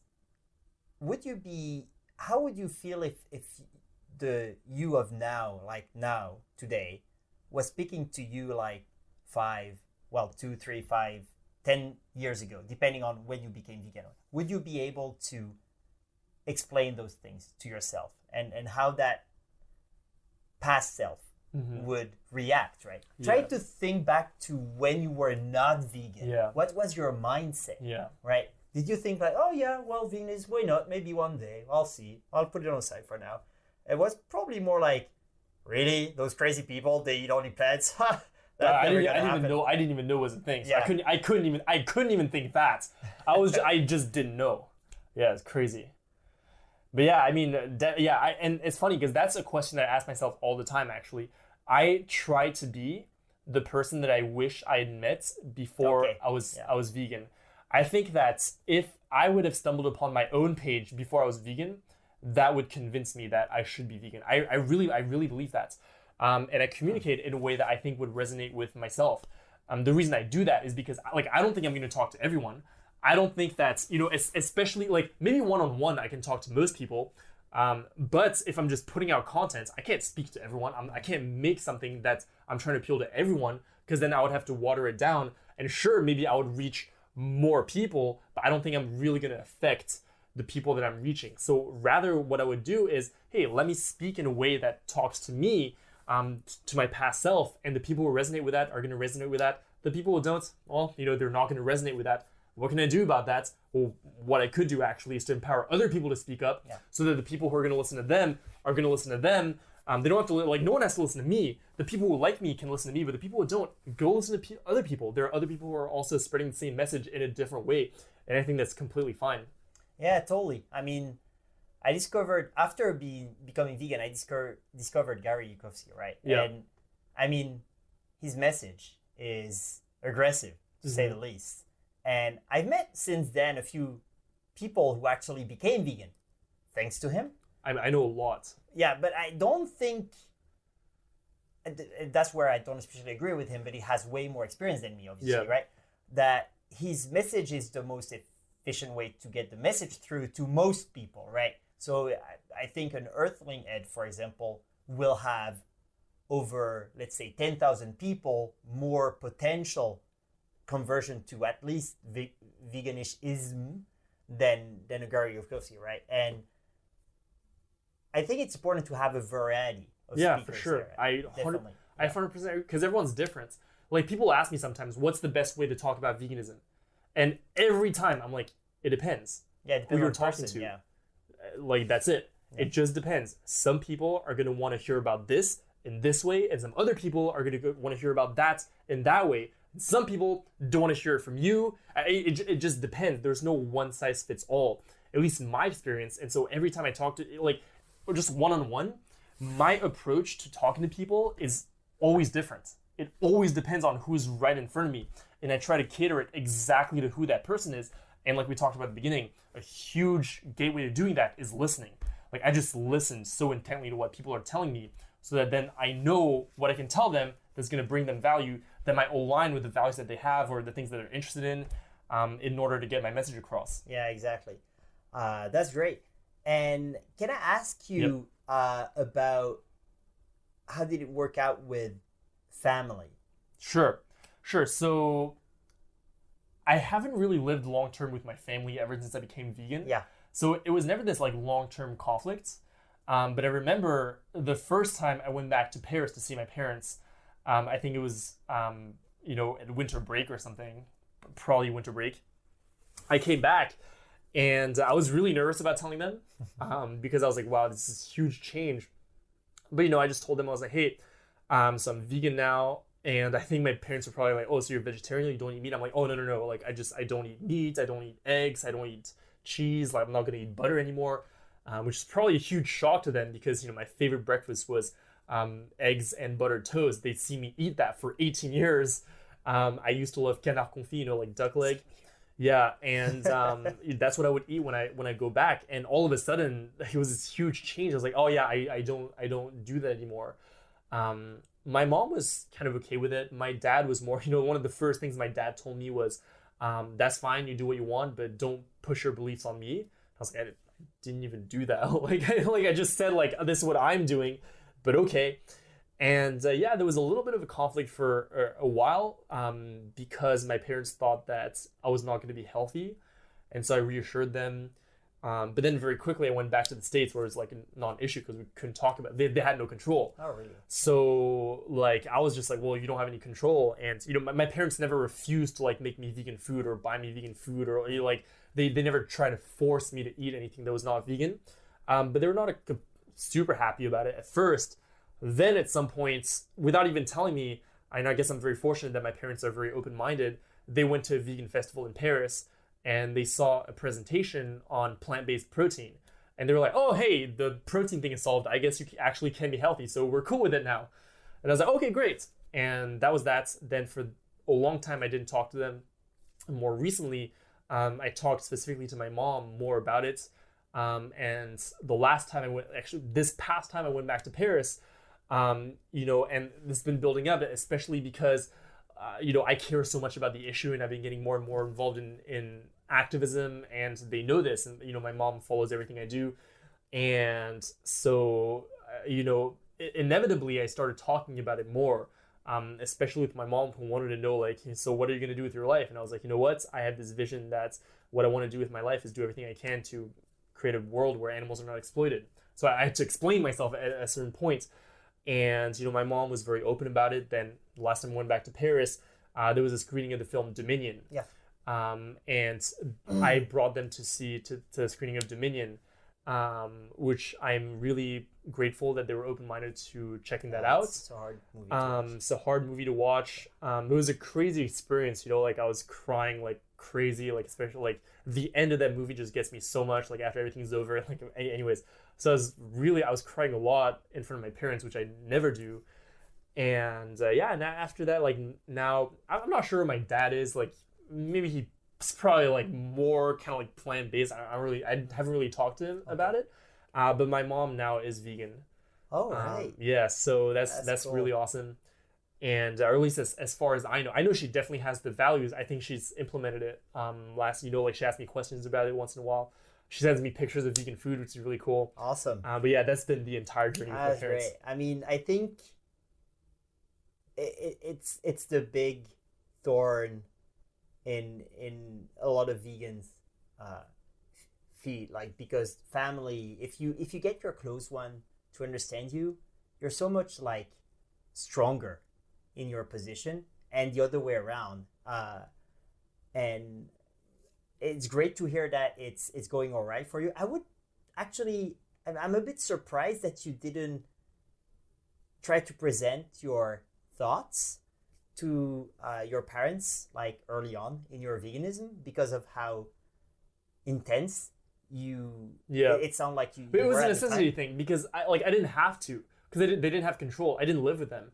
I was in the States. I was in college, and so it just didn't matter. I was like, well, you're not going to stop me. I'd rather kind of like just be quiet about it, like, because as soon as I saw that like me talking about it was kind of like not going very well with say my dad, I was like, well, I'm just not like I'm not going to talk to you about it. Yeah. Okay. Well, I mean, and I say I was surprised. The one reason, I mean, sure, I became vegan here, right? And I'm way older than you, so there's a different kind of relationship with my parents and my family. But I go back. I try to go back for like celebrations, right? And usually that involves food. Yeah. And so what to do with the Christmas dinner and that kind of thing, right? And so me being myself, I was very vocal about it, right? And so it went quite well. It wasn't a full vegan thing. It was a vegetarian-ish thing. But that's thanks to my family being very like open-minded. Yeah. And I can totally imagine this not being the case, right? And how, especially when you're a new vegan, now I can stomach the fact to be in a social setting when there's like a bit of meat around, right? At first it was so hard. Yeah. And maybe I just got a bit more like dull about it. Like, but it's a protection mechanism, right? But at first, like, that mechanism is not there yet. And so you're just like very raw, and it's like you know? And by the way, people go both ways, because I know for some people, like, at first it's very difficult and then afterwards might change. There are a lot of people that it gets worse with time. Oh, really? And specifically for people who get a lot into activism and who might do things like go to slaughterhouses and like really meet animals, then it just becomes harder. Or people who say like work at sanctuaries. Yeah. I know that happens, because then what happens is that you see meat, and before, at first you become vegan, you understand that it's horrible, but then there comes a point where for some people, it's like, man, like, I fucking met those animals when they were getting killed in the slaughterhouse. I played with those animals in a sanctuary, and that's all you see. And it literally feels the same way that would feel for most people if they saw a dead dog. When they see pictures of the Yuling Dog Meat Festival and see people eating dog meat, and it disgusts them so much that they would say horrible things. That's what it starts to feel like, because fundamentally we deconstruct this speciesism where we see certain animals a certain way and other animals another way. And to us, the carcass of a dead chicken literally feels like, how people would see like a dead dog or a cat or some animal that we love. Yeah, I totally understand how that would be the case. Like, for example, here in Japan, I think that was brought up a bit during the meetup yesterday. There's no such thing as like bearing witness, when animals are brought to slaughterhouses. That doesn't exist here at all, I think, if I'm not wrong here. There's one sanctuary now in Kyushu, in the southern part of the country. Yep. I haven't been there yet. It's pretty new. Yep. So there's not really a lot of opportunities to build connections, either in a kind of this horrible environment that is slaughterhouse, or a positive environment as sanctuary with animals, right? Yeah. So it stays either through video or just values, like kind of abstract values. Yeah, no, and that's the whole issue, because we like what I talked about yesterday is we basically like live in a world where everything around us tells us the animals are here for us and not with us. But I think that's the entire issue, is that throughout most of our lives we just don't have the opportunity to connect with so many animals. Many of us connect with cats and dogs, maybe rabbits, I don't know, whatever animals that we have as companion animals. But when it comes to farmed animals like chickens and cows and pigs, there is no opportunity for us to connect with them. The only way that we meet them is by eating food. Like the way that I met pigs for the first 18 years of my life was I had bacon. It's the only way I met a pig.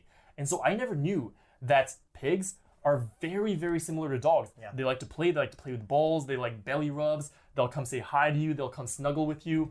I just didn't know that. But I think that's the entire issue why it's so difficult to communicate about these issues sometimes, because specifically people as a society, we just don't have a connection to those animals. Yeah. When it comes to events like the Yulin Dog Meat Festival, it's very easy to get that message across. You put one photo of dogs in cages that explains that those dogs are going to be killed for food, and everyone goes crazy. Yeah. You can see petitions that have been signed by millions of people to end the Yulin Dog Meat Festival.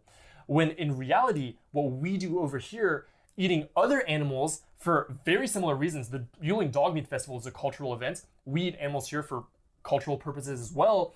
It's the exact same thing. Animals are trapped in cages, very similar to how dogs are treated over there. They're killed for a completely unnecessary reason, just because we like how they taste, we think we need them for health, which is not true. Just very bad reasons. But if we were able to really connect our society to all those animals, like turkeys and chickens and cows and pigs and fish and all the animals, and really start to see them the same way that we see dogs, then I really think a lot of people would change. And I really think that a lot of excuses that people have, or a lot of arguments that people bring up against vegans, things like, oh, but bacon tastes good, like, oh, but we need it for protein, or like whatever it is, I think all those would go away. Because when you really connect the animals, there is no argument at all. Yeah, totally. I totally agree with you, but and going towards like your style of activism, and I see the picture you're drawing here with a world that is connected with animals on the kind of like see them as individuals, right? Mm-hmm. And so you don't think of them as product anymore. So it's not even a question about whether other diet options are healthy enough or not. It's just like you're not going to consider eating your child because it's the right nutrition for you, right? Even if it was, right? It's an individual. You're not gonna eat it, right? I totally get that, but I would argue that from a realistic point of view, it's probably not gonna happen if it happens at all in like the next 20, 30, 40 years, that most people start to see things this way. Just because it's such a paradigm shift that is so threatening for most people, even those who don't have skin in the game, right? So based on that, what kind of activism do you think is the most important one as far as like reaching to the broader audience? And what are the influences you had in your kind of, what brought you to do the kind of activism you do? Sure. The reason I do the kind of activism I do is part of my influences is I'm obsessed with people who have built businesses and who do things like marketing and branding. Okay. The reason I'm obsessed with that is because people who build businesses are typically very results oriented. And so I am crazy, I'm just obsessed with creating results. In activism, I feel like there are definitely groups and people who are about results and who really think about the end goal and who set goals and figure out ways to do that. But for the most part, for most activists, because like it's not a job, it's just something that we do because we care about the world, there's nothing to keep us accountable. Like whether you're a good activist or not, there's no good or bad consequence for that. You can keep going to activism events for a long time, create no results, and still get a pat on the back from other activists because you were there and, oh, thank you so much for doing so much. But in business, for example, if you keep doing things, but you're not building a business, you have no profit, you have no revenue, then your business just fails. And that's just that. There, like going to activism events and creating no results would be like, say, having a million business meetings with no business results. Well, in the case of activism, nothing happens, but in the case of business, you just have no business and you just have to like do something else, right? And so that's why I'm obsessed with understanding that world. And the reason I'm obsessed with marketing and branding and understanding, what moves people is because, well, in a way, marketing is understanding why people do what they do. Why is it that people consume the things that they consume? And marketing is not even necessarily tied to, say, consumerism or actually buying things. It's everything. It's like, why do certain things capture the attention of people? And why do certain things drive people to act a certain way? And so I'm completely obsessed with that. And specifically, two of my big influences are Gary Vaynerchuk and Seth Godin. Gary Vaynerchuk has built a huge personal brand for himself. He's trying to have a huge impact on the world, specifically on the world of business and impacting business owners and, creating better business results. And ultimately, he's trying to get everyone to be happy and live their lives the way that they want to live. And that's his message.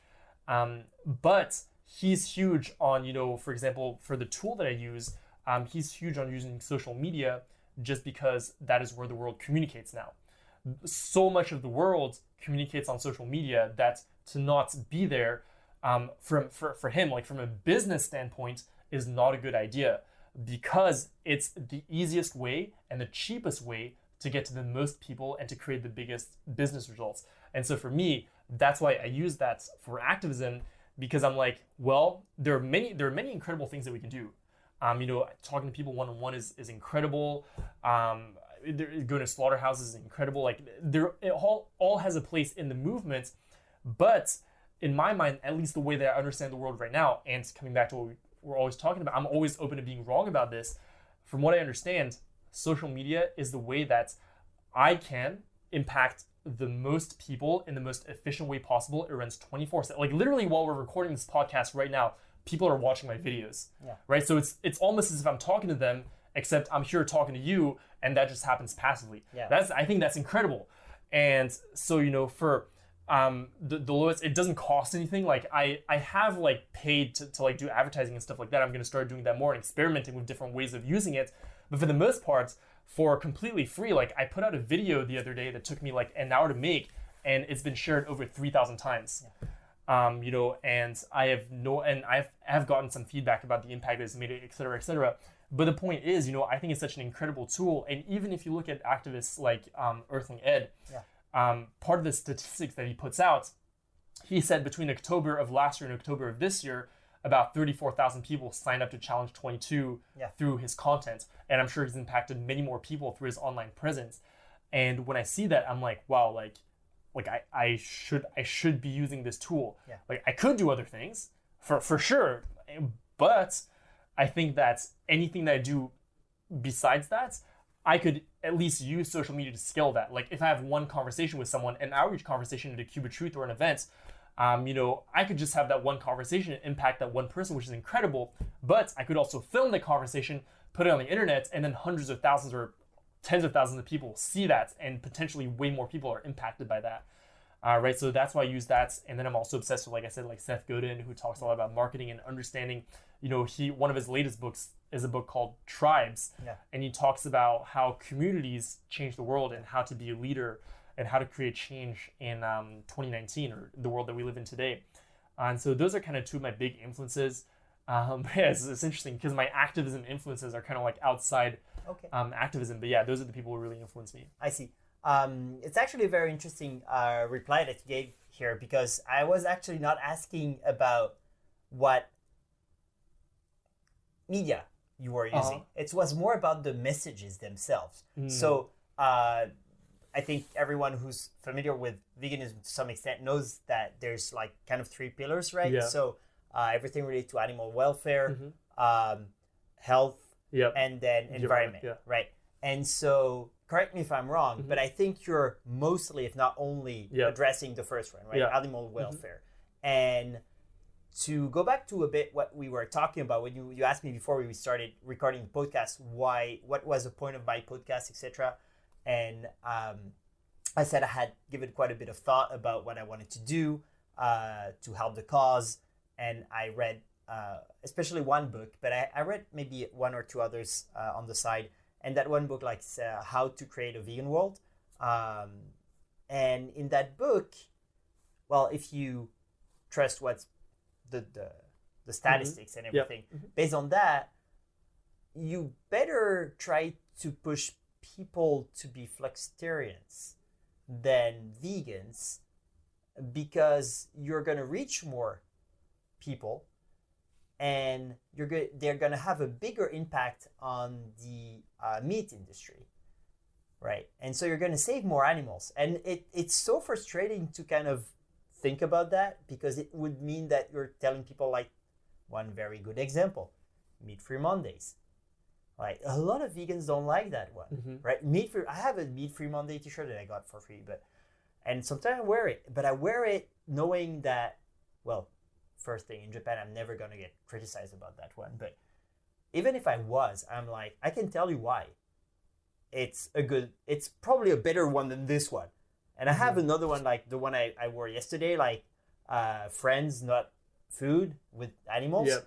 That one, I think, is probably one of the least impactful one on non-vegans, because it doesn't make people want to ask me questions unless they're very close to be like considering veganism. Yeah. Right. Which is great. I mean, if I can help someone just make that one last step.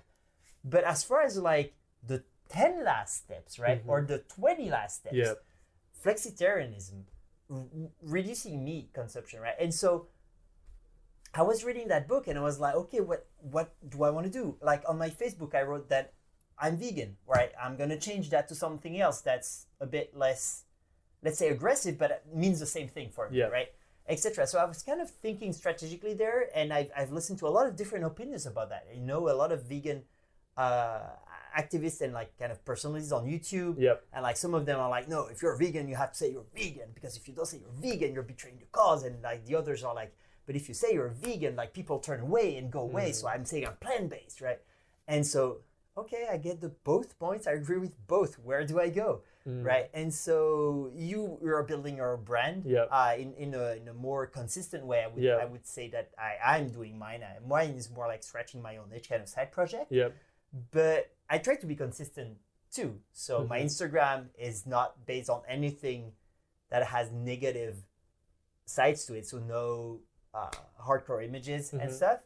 And I'm going to stick to that, because although I want to share all the terrible things I know happen, I know that if I go that route, it's going to, like, a lot of people are going to turn away. I had friends tell me, like, I just stopped following you on Facebook because, and it's not like I want to try to please everyone. But at some point, when you're an activist, right, whether it's like you want to go full steam and do only that, or it's just kind of a side thing, and then you're working full time or whatever, if you have only 24 hours in a day, right, how to make the most result, right? And you talked about how YouTube and other social media were like allowing you to be working even when you sleep, which is awesome. But you're addressing your message, and I've listened to quite a few of your videos today. It's from, and I don't have that experience, so I can't really talk, like I'm talking on top of my head here, but how much non-vegan people do you think you're reaching that are actually watching more than just a couple minutes of your videos and then turning them off or something like that, right? Because you're having a message that's like very black and white. Right. So I don't have a way to measure that in numbers, so I don't know. But what I do know is that I'm getting more and more consistent messages of people who say they're vegan after watching my content. I think though that you made a really so like, to answer your question, like I don't really know in terms of like how much, but I have a very specific approach to reaching people, which is I'm trying to reach people who are kind of like on the edge, so to speak. The way that Seth Godin talks about the ways that ideas spread is that he says, go to the smallest viable market first and scale up from there. That's his theory on how ideas spread.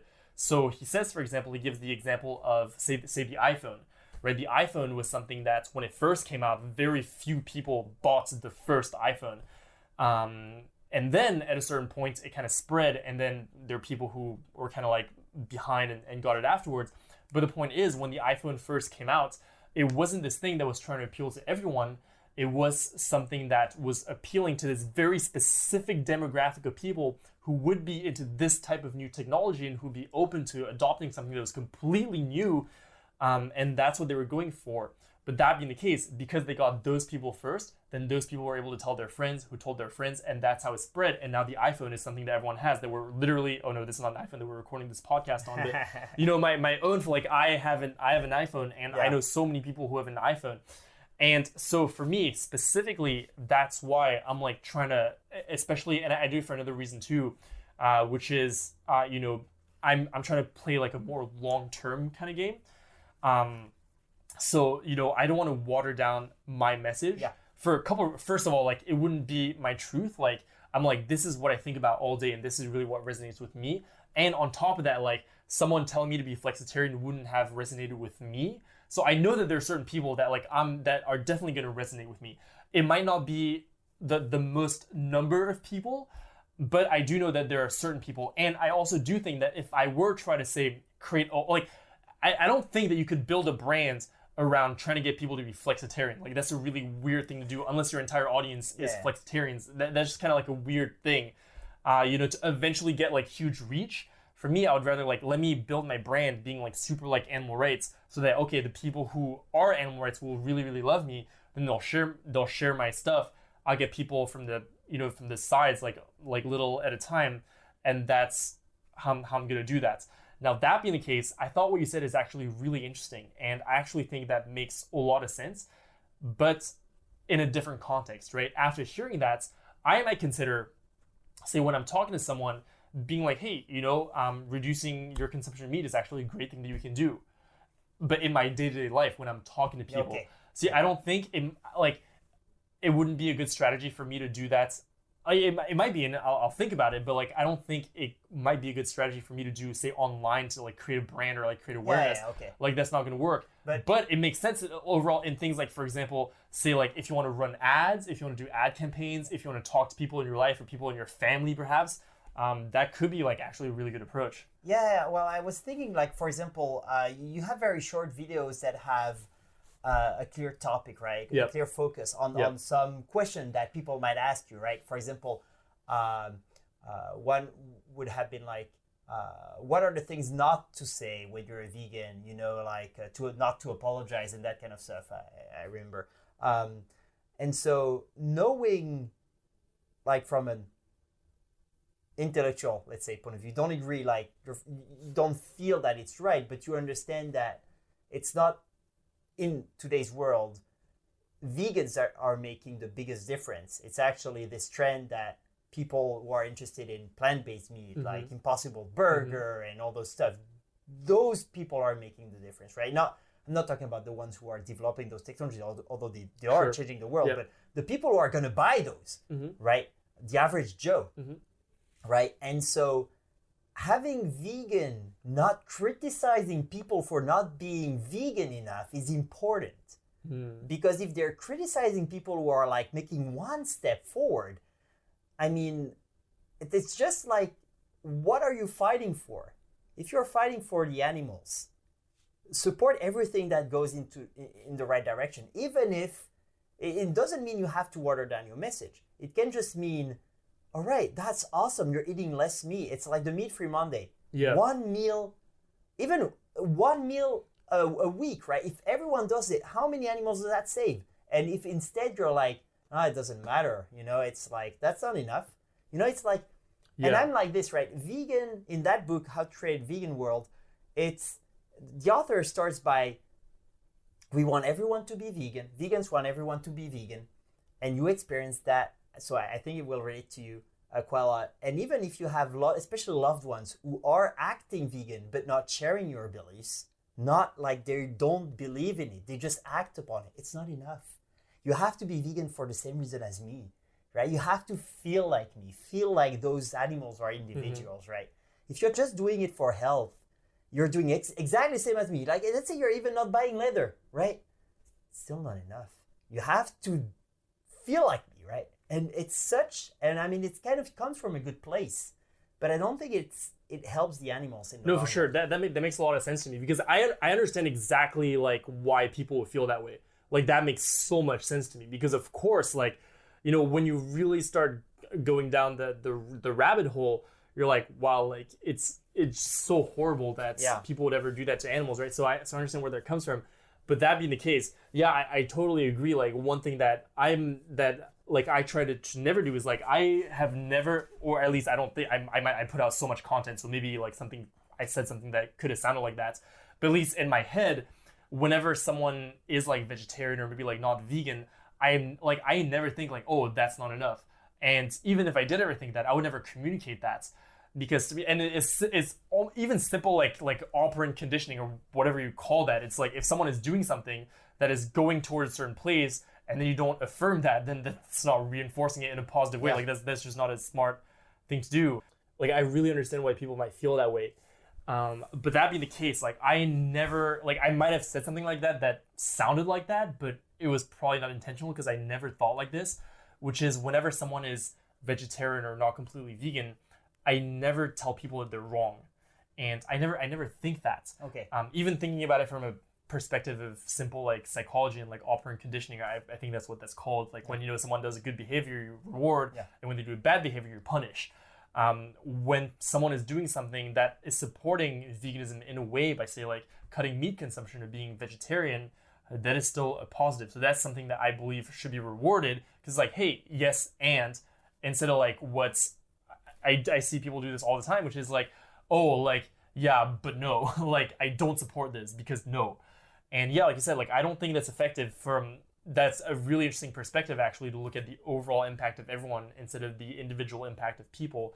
But even from a simple communication standpoint, I don't think that's a smart way to communicate, to tell people that they're wrong, or to tell people like, oh, that's not enough, because then people just don't feel good about that. And yeah, I don't think that's smart. Yeah. Well, I mean, since you have those kind of really focused videos, like on YouTube, etc., it might be a good idea to have something that kind of addresses that directly, because I guess, especially for people who just like became vegan, it's very black and white.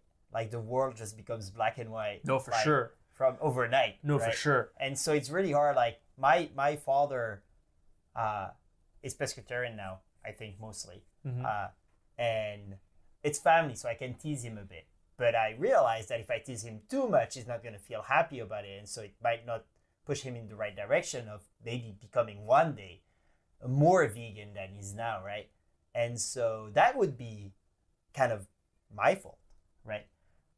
And so reinforcing people in what they're doing. I mean, you would have told me when I chose to become vegan that he would actually read Animal Liberation, because I asked him to, and tell me at his age, right, after that whole life of like having habits of eating animal products, and we're like just fan of cheese and butter in my family, me the first, that he would actually tell me like, oh yeah, I didn't realize that it was that bad, and I'm gonna cut down on meat. And then later reading How Not to Die, oh yeah, well, I guess I'm gonna cut down on meat even more, you know. And so I would have been like, that's not gonna happen, you know. And like, yeah, props to my father. It just amazed me there, but still I'm not satisfied, you know. You have to understand me all the way, right? And this kind of, it comes from a good place, but really understanding that you don't act on the momentum of those feelings, it's not going to bring the best results, but you want to be smart about it, right? And educating yourself, and looking at numbers. And like, I brought up the example of, and I actually had that question last time I did a podcast with a Japanese friend. He told me, I had to explain to him that actually going to non-vegan, not 100%, especially in Japan, not 100% vegan places to eat out is a better idea to where you want to put your money. Because if you go to a 100% vegan place, sure, they're going to grow. That's great for you. You're already vegan. But if you go to places that have vegan options, you're basically saying to those places, we want more of those. So they might add even more vegan options, or there might be more restaurants that open with vegan options. And so that means like people who are not vegan, they're just gonna eat out. Oh, there's a vegan option. In Japan, most of them don't know what it is, but whatever. They might choose it, right? And so the consequence is you make life more easy for people who just are kind of veganish or on the path to become vegan. And so the impact is bigger, right? But as a vegan, I prefer to go to 100% vegan places because I don't have to look at the menu in detail. I can order whatever I want, and that's it, right? Yeah. Is there ever a point in the book, I'm really curious now because that actually makes sense. Is there ever a point in the book where he talks about, well, in order to then fully make that transition, because that might create impacts, on the industry, but does he talk about how maybe at some point there has to be a societal shift in paradigm? Oh, yeah. Totally. I mean, this book addresses a question like in regards to our current society, right? How's the world going to be in 10 years from now? How's going to be like, how the vegan scene is going to be, right? I mean, if you have, and I'm a bit pessimistic myself, like about numbers, so I wouldn't say it's going to reach that number, but let's say like in 20 years from now, it's 50% of some developed countries that are vegan. I really don't think it's going to happen. But if it happens, then the strategy is going to be different than now, right? Now it's what? How many percent? I have no idea. Yeah, I heard numbers like in the States too, overall 2%. It could be. I've seen many different numbers, and I have no idea how they're calculated. Yeah. So I don't want to throw anything out myself. Okay. Yeah, I have no idea. Yeah, well, so it's so niche that I mean it's really when you are in that kind of world all the time with those great people and all and everything passionate, and I mean everyone's doing a great job, and it's helping. But the point of the author was, all right, you want to be helping? What's the best way to help the most animals, right? Like, and he brings up like terrible examples in the sense like if you have someone who doesn't change his own diet, but gives away money to support a lot of like activist groups, and is actually helping more animals through that, how do you view that person, right? I wouldn't be that person. I couldn't do it. But do you criticize that person? Right? It's a bit the idea of like people in a totally different... It's like effective altruism. It is. I'm the life you can save here. I'm an effective altruist too. So yeah,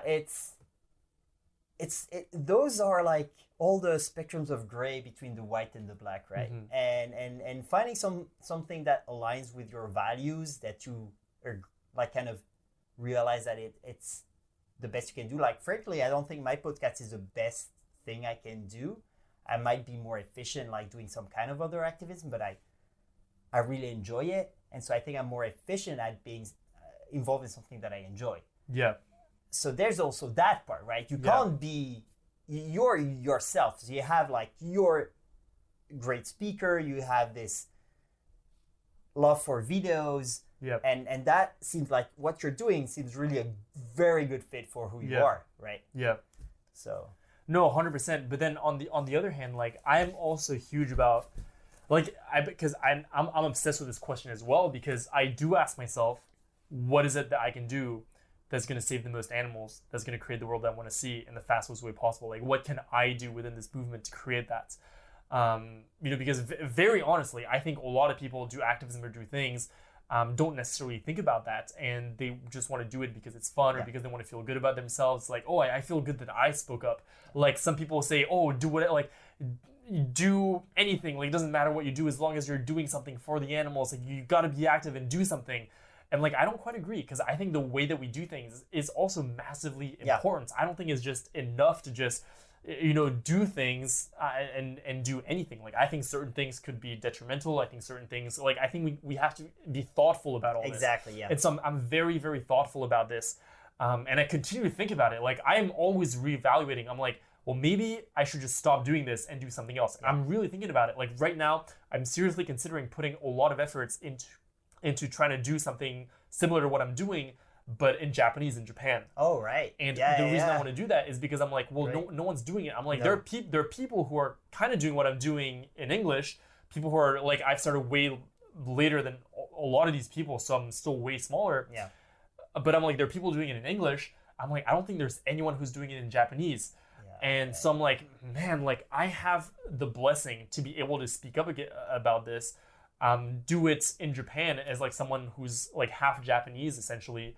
I'm like, maybe I should do that. And maybe that's a huge place in which I can have an impact. Yeah, well, I strongly encourage you to do it. I'm sure Nadia from the Tokuvi Meetup told you the same thing. But even though you might be challenged here and there for like some language related things, I think the biggest challenge would be time, right? You seem very busy already. But I think the Japanese vegan scene would like tremendously benefit from having someone they can relate to. And true, they wouldn't be able to relate really to your background story, right? But you're way more Japanese than I am in a lot of ways, right? And so that's one reason, also because I'm more comfortable in English, but I'll do podcasts in Japanese, but it's long format. It's not like, I don't think I would be a good speaker for the Japanese people because I'm not Japanese. I'm not involved that much into like Japanese, like, let's say, pop culture. Well, about that, I don't know about you, but definitely I think they would be having an easier time connecting, like identifying with you or with someone like you, right? So there's definitely something that's worth the try. You never know how it I mean, for sure, you never know. You know, I think that even beyond, because like I also even question like, is what I'm doing on social media the best thing that I could do for the animals? Like I really think about this, and I'm really open to being like, maybe that's not the thing that I should do, and if that's the case and I really believe it, I'll change. Like, because like, you know, like it's so interesting. Like we were talking about this before we started the podcast, where you said that you always like to ask people why they do things. I actually don't spend a lot of time asking other people why they do things, but I spend a lot of time asking myself why I do things. And, you know, I'm sure many different people, like it's so funny, like how I see it play out with like, you know, there are people who love me. There are probably people in the movement who think that I'm literally trying to just like become famous or like rich and famous for like doing this. Which I think is super funny, because I'm like, you understand this is like the worst niche to like do that in, like it just like makes no sense. But you know, apart from that, like for me, like I do like I really do believe that with my skills, my passions, my abilities, and what I want to do, what I'm doing is, as far as I understand it, I think the best thing that I can do in the long term. Like the reason for, like one of the huge reasons for me is that I realize that having the attention of people is power. So people who have been famous have always had power in the world, because you just have the attention of the people, right? Like everyone seeks that. And so I was like, well, okay, long term, whatever it is that I eventually want to do, it's definitely going to help me that I have the support of the worldwide vegan community. That's definitely going to help me, like whatever it is that I want to do. So I was like, let me build that. I think is an asset that I should have no matter what I'm going to do. Because, for example, you know, I'm like, if I do want to organize, say, like an animal rights march, I want to say, yo, come to the animal rights march and have like thousands of people show up, just because I said it, you know. So that's what I'm thinking about, and that's the way I'm thinking about it. But that being the case, I'm so open to being wrong about that, and I'm completely open to completely changing my course of action. Or like doing something in parallel, maybe like cutting down on this and doing something else. Like I'm really open, and I'm always thinking about it. That's great. That's awesome. I mean, not getting stuck in a routine or, you know, a pattern without like reevaluating. Like, oftentimes, what you're doing is, I think, very healthy. Whether it's a business or like activism or anything. Here. For sure. So, well, I mean, that one book I was talking about, to me, was very influential. I don't know if it would be interesting to you. I'll check it out for sure. It's definitely, the author managed to get, if I'm not mistaken, it's the city of Ghent in Belgium, to adopt, like the city hall adopted a meat-free Thursday or something like that. Official, like the powers that be adopted that. So that's pretty big, right? As far as like, I can't imagine the amount of work that was needed to get there. There's a last kind of topic I'd like to talk about. It might be kind of a rabbit hole, but before diving into that, and kind of, well, not really before, but as a warm-up thing, and related to how to communicate, interact with non-vegan people, what we're talking about, right? Like kind of being encouraging, words, etc., right? And also encompassing the topic of relationships. I believe that in a few of your videos, you talk about how at some point in a relationship, especially when it's a romantic relationship, there's some point you have to consider strongly that it's time to leave the relationship, right? Yep. And I don't disagree with the whole message, but I would, like, for example, you talk about, so when you bring those facts, right, what you think are like really true facts to your partner, and they are aware of the situation, right? And it's not a discussion anymore about, well, this is not probably not what's really happening in Solar House or whatever. And you feel like your partner is actually not acting upon those facts, and they're choosing to keep on paying money for animals to be slaughtered. Yeah. Right.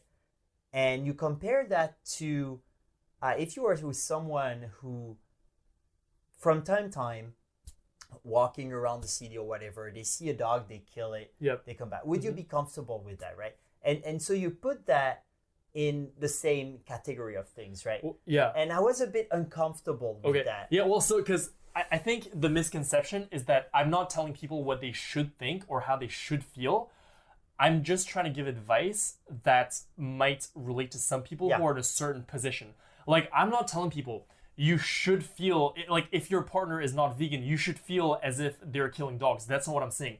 What I am saying is that I know that there are many people who, in that position, that's how they feel.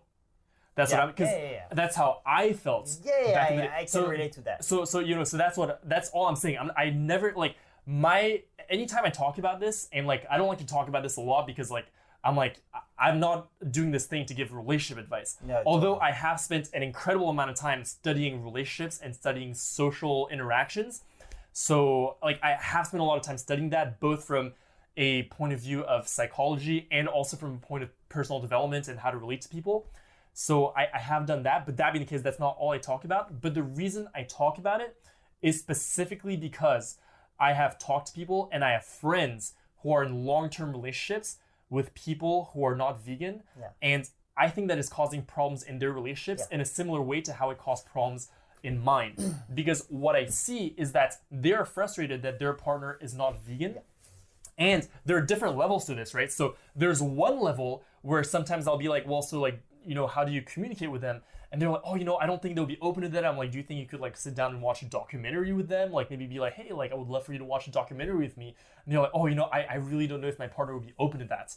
And there, I already think that if you're in a relationship where your partner is not even willing to sit down and watch a documentary with you, that means a lot to you. I think that there are bigger problems in your relationship. So it's not even about that anymore. I think that just like, there's a communication problem. There's like something is broken in the relationship. So that's step one. But then after that, I think that, if you have really made the effort to say, really communicate what you believe in and the things that you've discovered, and that person really becomes aware of that and really understands how much it means to you. But even more important than that, like they actually become aware of all the facts. And then beyond that, they still don't change. Like I'm not telling people that they should leave that person. What I'm saying is that experience feels horrible. And I feel like creates toxic relationships. Like for me, after I really communicated with my partner and I told her about all these things and she knew, and she still, even though like, and this is what I'm saying, like, I'm not trying to say like, this is what you should do. I'm just saying like, I think this is how people feel because that's how I felt, where it's like, she was vegan like most of the time, but once in a while she would go on vacation with her family and she would eat something that's not vegan. And then she would tell me, and it would be this whole thing, like it would be like she's confessing a crime or something. And then I would get really sad about it, and then we would get in a fight about it, and it would be toxic for the relationship. And I feel like that's a position that many people then find themselves in. And what happens is that they place the comfort of being in the relationship over their long-term happiness. Like this whole thing is just about individual happiness. Like I feel like for me, as soon as I was vegan, it meant a lot to me. I feel for many vegans, especially as we go down the rabbit hole, it starts being this huge part of our identity, and not necessarily even by choice, but just because we have to think about this constantly. Like, by being vegan, you at least have to think about it 3 times a day. And for me, after I became vegan, it's like I was thinking about it all the time. And I know now for a fact, because specifically of the feedback that I get from people, that a lot of people also feel that way. I know a lot of people who, are like, the whole, like, when I started being an activist and I started being vocal about all this, I didn't change. I didn't become like, oh, like, now I care more. I have always cared this much. And this is always what I've been thinking about, is just for 2.5 years, I was quiet about it. And so I know that there are many people who are also like this, because they talk to me, like, they message me because they can relate to me. They're like, oh my God, like, I feel exactly the same way. And I'm like, if that is the case, if you are a person that this means so much to you, and then you've really communicated with your partner and your partner is still not changing, what happens then is that then you do feel like your partner is killing dogs and not doing anything about it. That's how it feels. Okay. And what I'm saying is that if it does feel that way, then perhaps you should consider leaving that relationship, because it's going to be a toxic thing. But I have no agenda of trying to tell people like, oh, you should feel like, like, I mean, although, like, what I am saying is that from an objective point of view, it's actually, they're doing the equivalent thing. I think we have to be empathetic to the fact that, of course, with societal norms and the way that society is today, it's not completely equivalent. But what matters in that moment is that from the point of view of the person who is vegan and the partner who isn't vegan, like, that is how you are feeling about them. And that creates problems in the relationship, and then it's a problem. Yeah, thanks a lot for the clarifications here, because I have more to say about some details here, but definitely the if you are talking about the way the vegan partner in the relationship feels, I would agree. And what I'm saying, and the reason I say it too, I just want to clarify, is that I'm saying that, and I'm underlining it specifically because I don't want people to feel bad for feeling this way. Like, if you feel, because you became vegan and you started seeing all animals as individuals, and you are feeling like your partner eating chicken wings is like them killing dogs, then I don't want people to feel bad for that, because I'm like, that is a justified thought. That makes sense. So you shouldn't feel bad about it. Like, if you don't feel that way, fine, more power to you, like, whatever. But if you do feel that way, definitely don't feel bad about it. All right. Yeah, thank you. Because, I mean, to me, you brought up, like, the societal norms, right? And to me, that's the whole difference. Like, basically, even though I feel partly like people who are knowing what happens to animals and still choose to support the industry, they're contributing to killing individuals, thus contributing to murder. Like, Earthling Ed has this question he asks often, like, how many so if I'm killing the animal myself, or if I'm asking you to do it, or if I'm asking you to ask someone else to do it, how many layers apart, like, from me do I need to go for me not to be a murderer anymore, right? And I don't think I agree with the idea that, I agree with the idea that at some point it's not murder. I don't agree with the idea of calling people, even if they know everything that's going around and are buying meat in the supermarket, murderers. I agree with saying, like, it's not a good choice. They're contributing to something that's horrible, and that's not, I don't agree with the ethics. I think it's bad from an ethical point of view.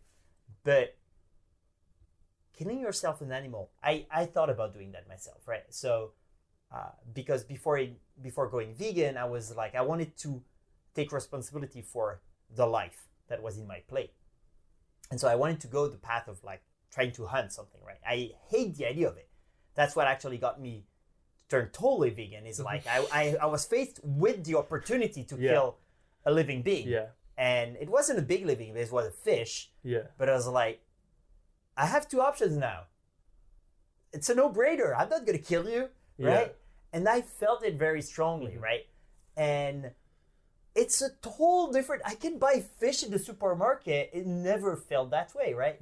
And I think you don't want to erase that part of human psychology, right? It's such a different thing. Like, for example, the the general or whomever who pushes the button for a nuclear strike, Yeah. right? If he had to kill everyone that the bomb's going to kill with his bare hands, it would be a total different kind of human being. Of course. Right? Like killing from a distance or indirectly taking part in like kind of this industry it doesn't mean that those people are murderers. And I think like when it's and some vegans phrase it that way, and I might be wrong with thinking that you might have phrased it a bit like that way in some of your videos, but I think it kind of it's counterproductive in that idea of like trying to encourage people to see the positive things about being vegan. And when you, especially when it's a loved one, and you tell them very hard things about who they are and their values, and you tell them basically you're a bad person. Yep. I mean, you cut all communication. It's done. Like, conversation's done. There's nothing else happening there. Mm-hmm. Like, you're on your side of the table, I'm on my side. There's nothing going through anymore. Yeah. It's a loss. Yeah. And I understand. I think I understand, or I can imagine understanding what kind of feelings bring you to that point, right? Yeah, for sure. I mean, I think it's like a subjective, objective thing. Like, I don't think it's necessarily black and white, or it's like when we do say things like, oh, like when you eat meat, you're being a murderer. What we're saying is from a certain objective standpoint, well, yeah, factually, you could actually justify that. Like, you know, if I pay someone to kill someone else, then yeah, in effect, like I did kill that person by paying that person. I did definitely contribute to that. So in that way, you could say that, well, yeah, you know, that's true.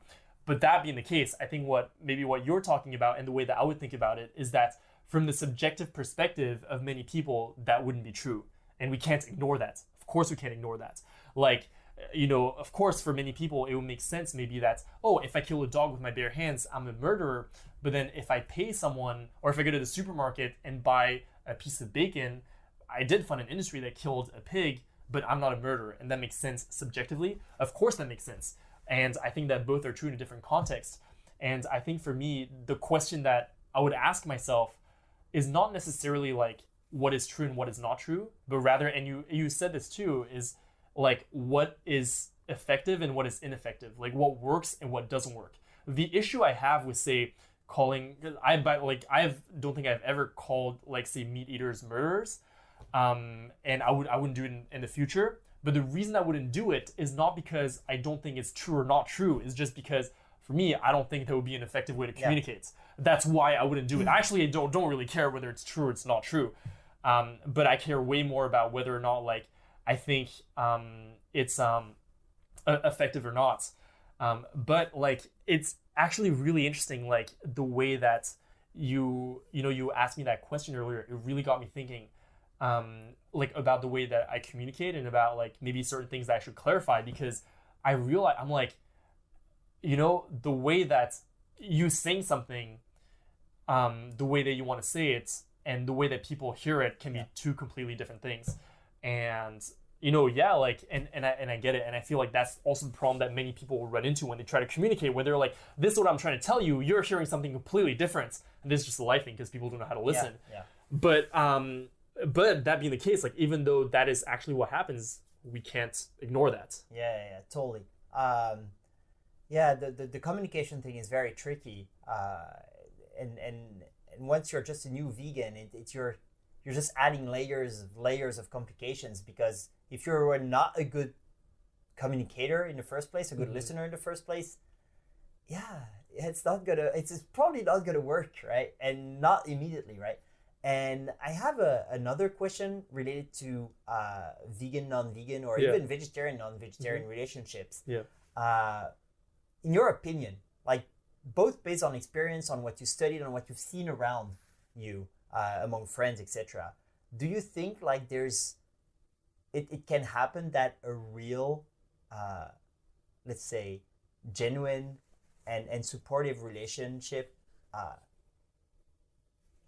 happens between a vegan and a non-vegan, to the extent that the non-vegan would, for example, agree to watch the documentary, right? Agree to hear, like, oh, I read this morning on plantbasednews.org that this and this happens. And there wouldn't be this feeling of the vegan talking to someone who's going to judge them or feel uncomfortable. They wouldn't be like, I can't talk about this because it's gonna, it's like the skeleton in the closet or something like that. Do you think that's a possibility? So basically that would mean that this person who's not vegan is basically doesn't feel threatened by it. So she's kind of agreeing with it or having strong enough core values that don't align but still makes her a good person. I'm challenged by that, but what do you think about this?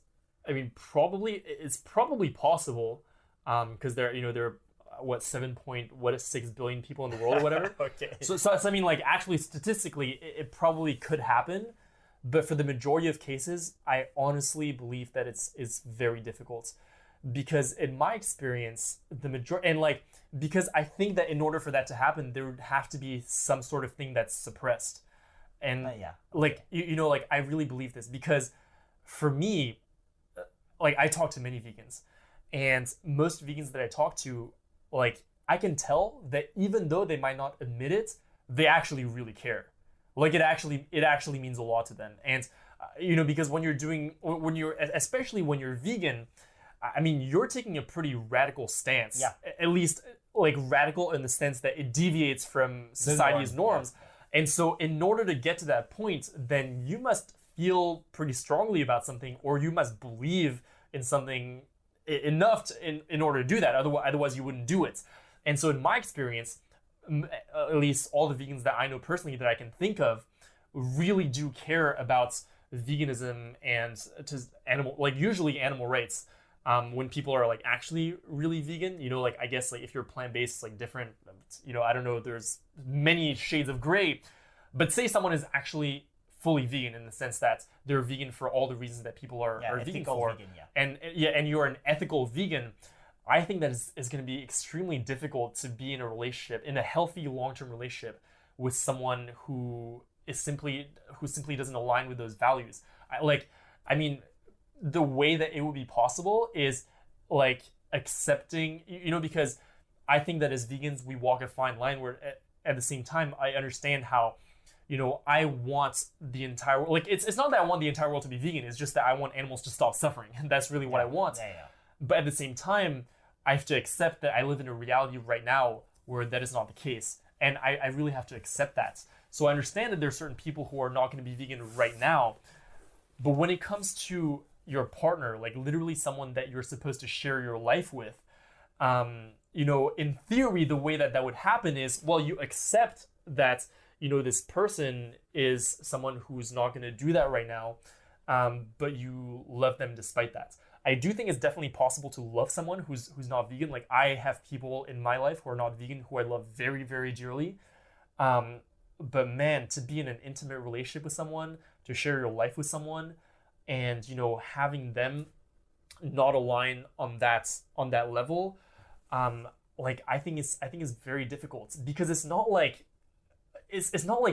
other differentiators. Like, I think you could very easily be in a long-term healthy relationship with someone who doesn't share the same, like, musical preferences as you.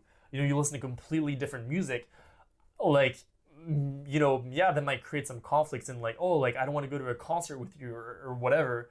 But I think that in most cases that is a hump that's very easy to overcome, mostly because it's not an ethical stance that doesn't involve things like external victims and the environment dying and things like that.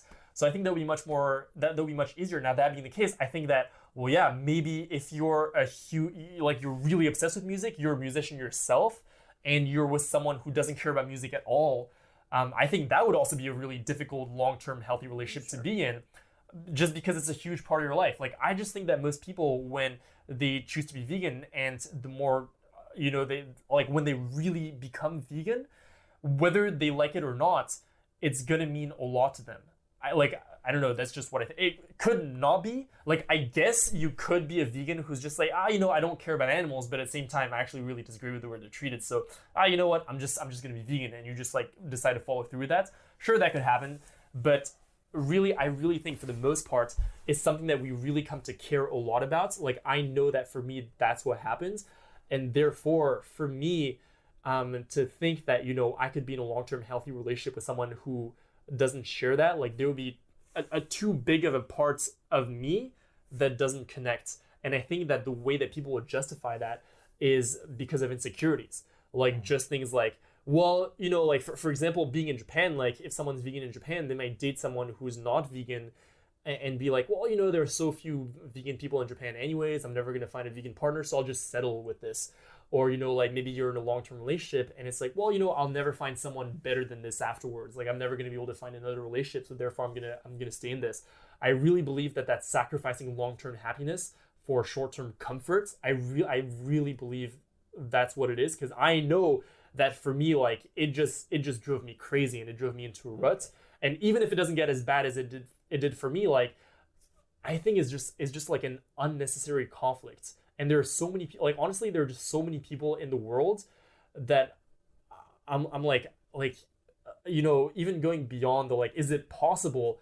I'm like, well, if it's going to be a conflict, then wouldn't you rather avoid that than just try to build this thing that's, like, very difficult? I mean, maybe, like, I don't know, but I don't know. For me, I think it's probably very difficult.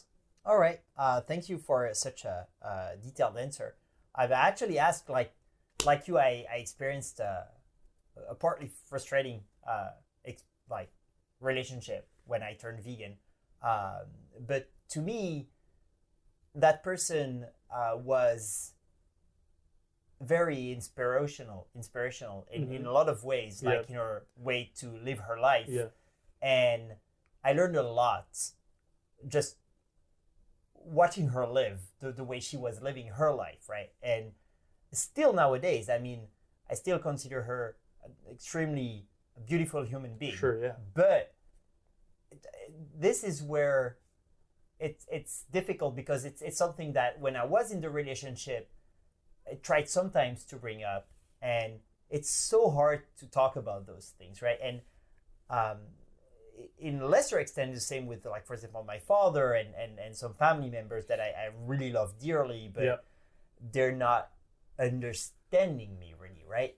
My father told me once, after reading Animal Liberation and, like, even watching From Farm to Fridge and that kind of, like, really hardcore videos, so, like, yeah, I understand how you think. And I say, I don't think you do, because if you understood me, you wouldn't say, like, from time to time, that's fine eating this from time to time.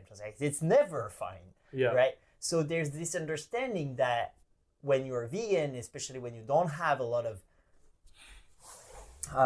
people around you that you feel understand you, you really crave for those kind of connections, right? And so I can understand how kind of be a very painful experience. And I personally thought a lot about it, but also, like, came in contact with the Tokyo Vegan Meetup community was a tremendously positive thing. But also I read this very interesting book that I actually offered for my father's birthday. I offered it to him because it's one of my family members I talk the most with, and I thought it would be helpful for both of us. But I think you might have heard of Melanie Joy. Yeah, and have you read any of her books? No. Okay, so the first one, you might have heard the title is, like, why do we eat pigs, wear cows, and love dogs, or in the other order. Which is interesting, but when you're already vegan, it doesn't, like, well, it can help your activism, for example. But the second book that I read is a very lengthy title. I don't remember it right now. That's why I asked you for my Kindle here. But it's basically about communicating between vegans and non-vegans, or vegetarians and non-vegetarians, how to communicate and build win-win discussions and relationships. And she really does a good job, and a very, like, detailed one, to, like, with examples, with, like, psychology, with everything I think you need to have as tools to kind of build a bridge. And I'm still, after reading that book, I'm still not convinced this relationship between a vegan and non-vegan, and, like, where it's always win-win because both people are understanding one another. And I don't see how this understanding can go without the partner becoming vegan. But I would love to think it is possible, because in our current society, there's a lot of people who I think are vegan and are challenged by that question. Yeah, no, for sure. I think here's the curveball though. Like, I think that you could have great short-term relationships as a vegan with a non-vegan. I actually like weirdly like I think I could do that. Like have short-term relationships or like more like flings or like not serious types of intimate relationships with people. Like I think that would be possible, and I think that could maybe be fun. But yeah, like I guess bottom line, like you said, is that at the end of the day, by being vegan, the reason we're vegan is because we have decided in our minds, okay, this is never okay. And that's the place where it comes from. Yeah.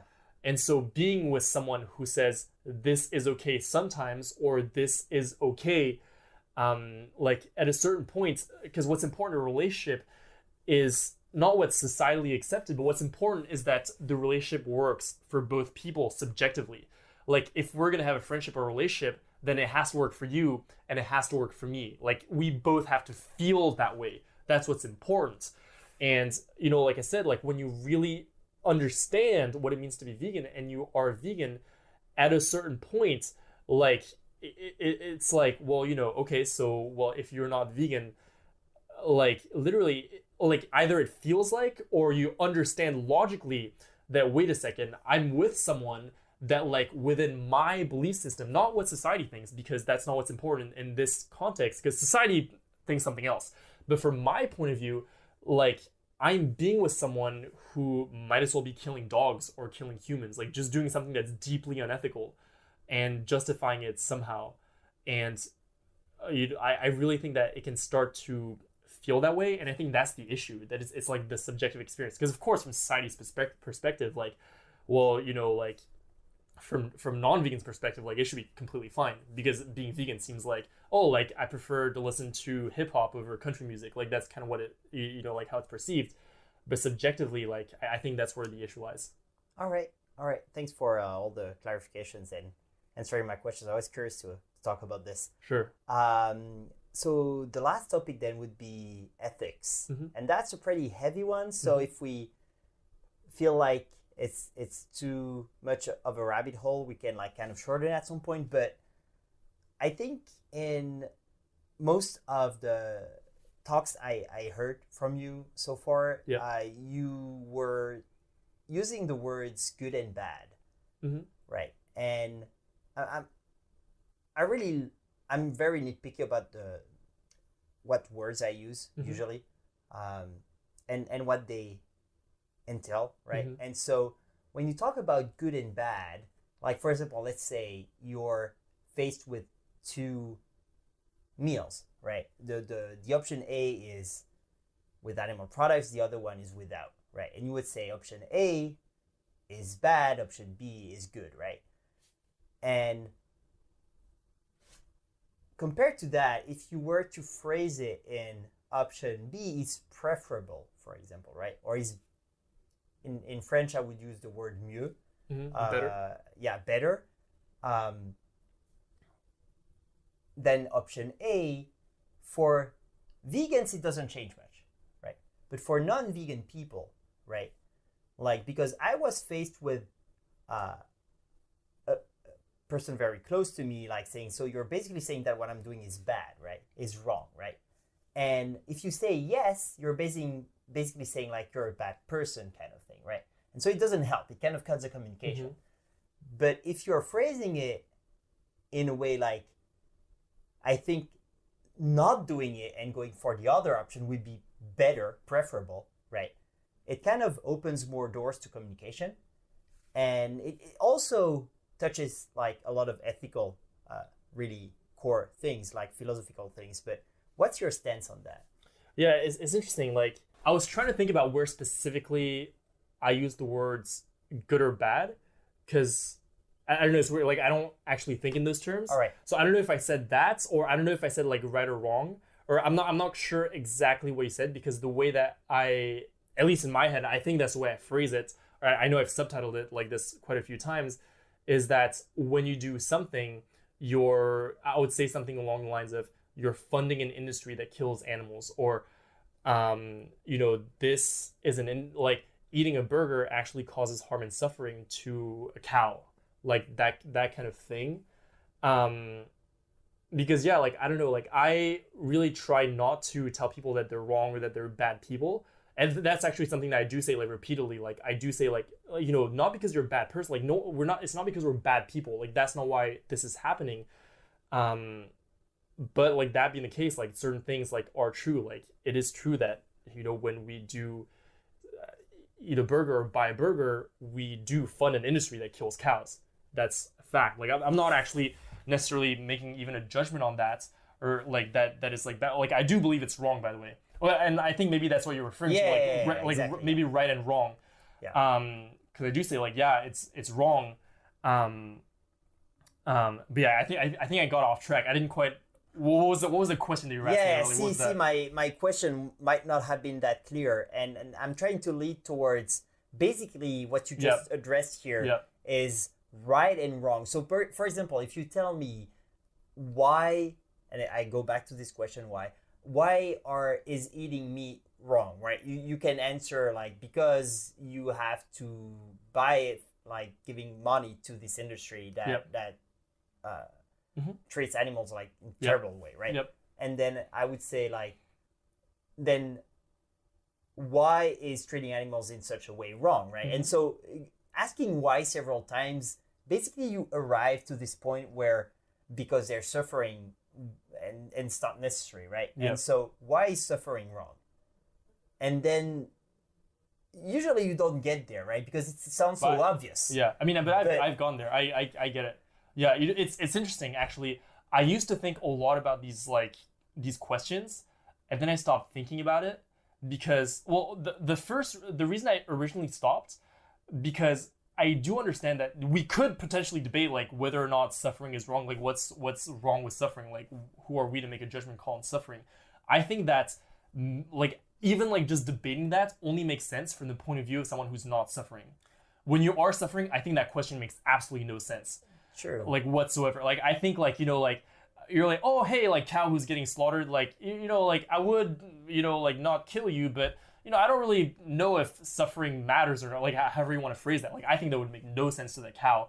So that's the first reason why I kind of like stopped thinking about that, or rather like I stopped talking about it.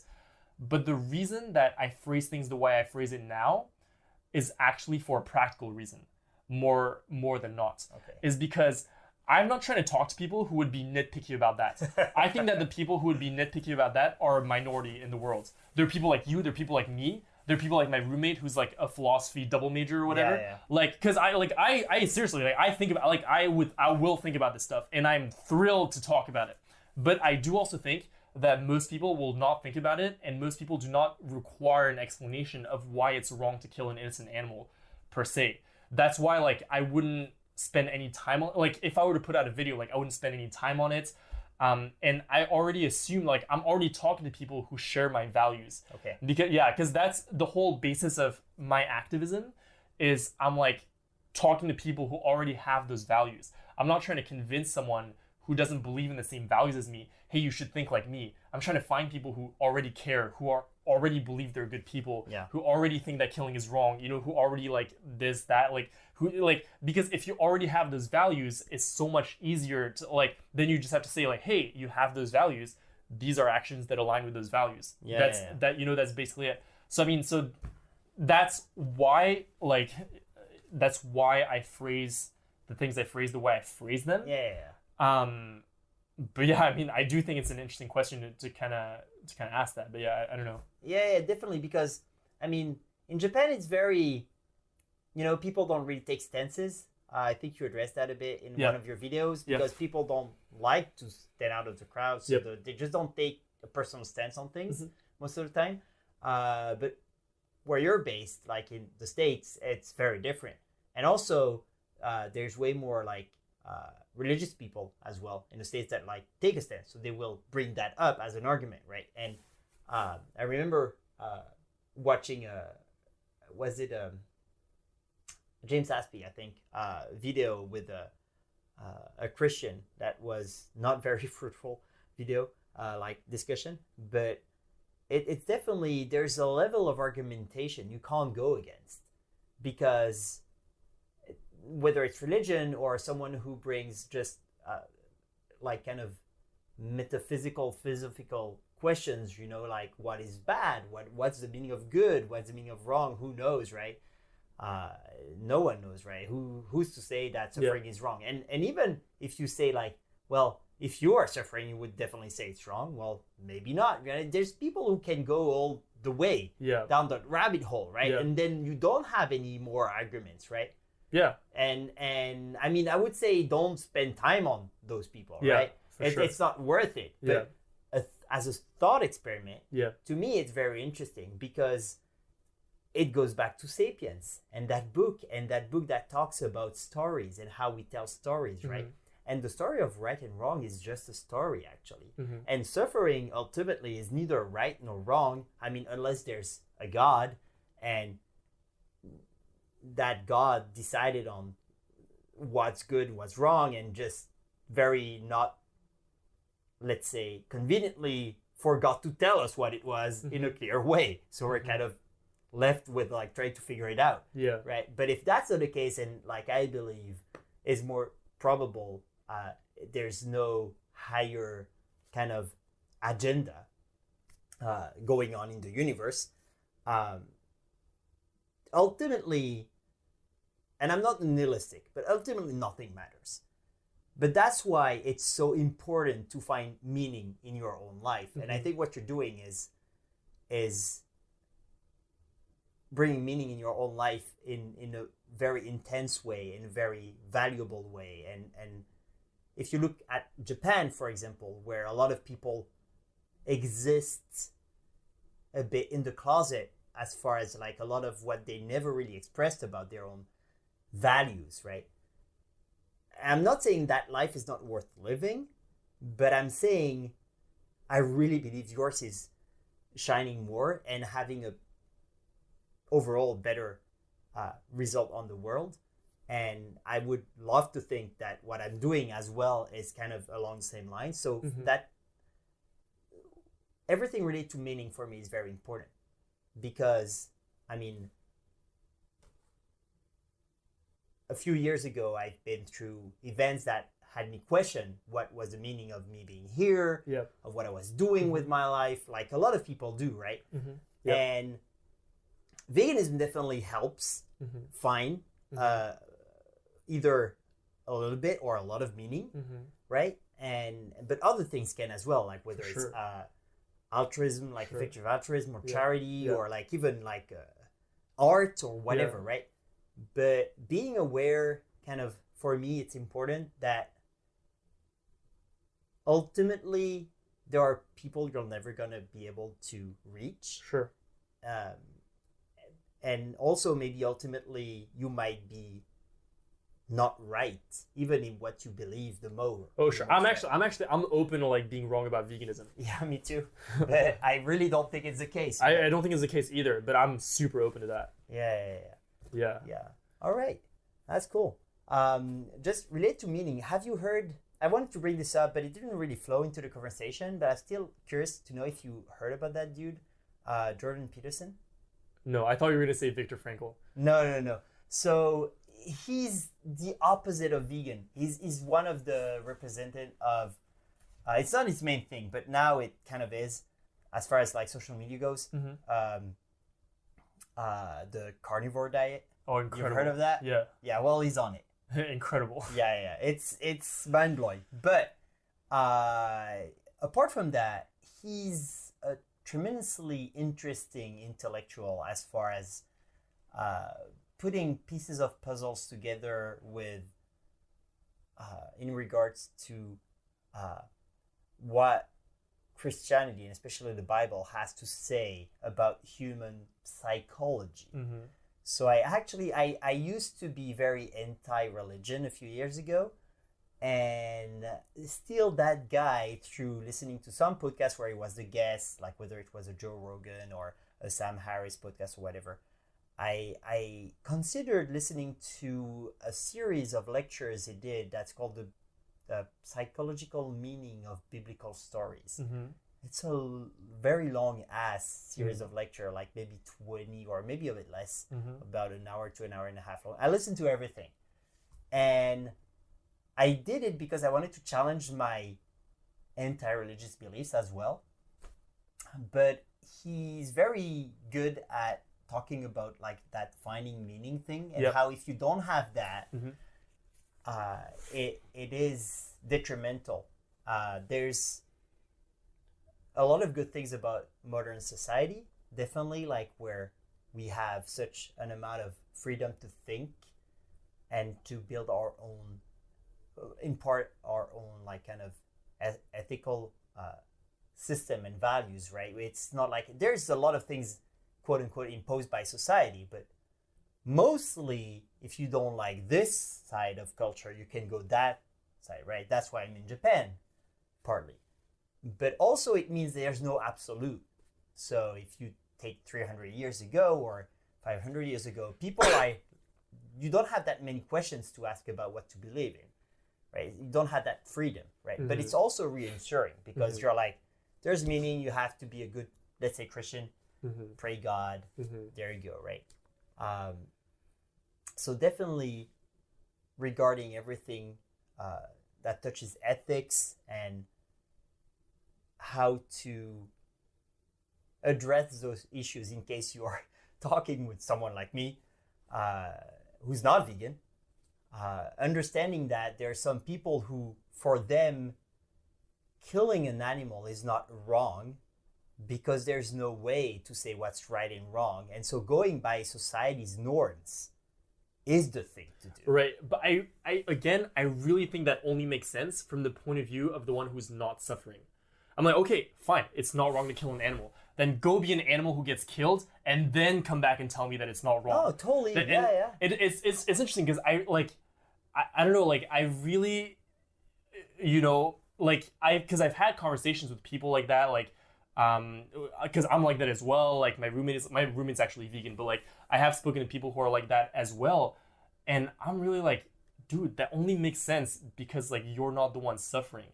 Like I'm like, there's no, you know, because I think it can be interesting to debate. Yeah. But to actually like live your life like based on that.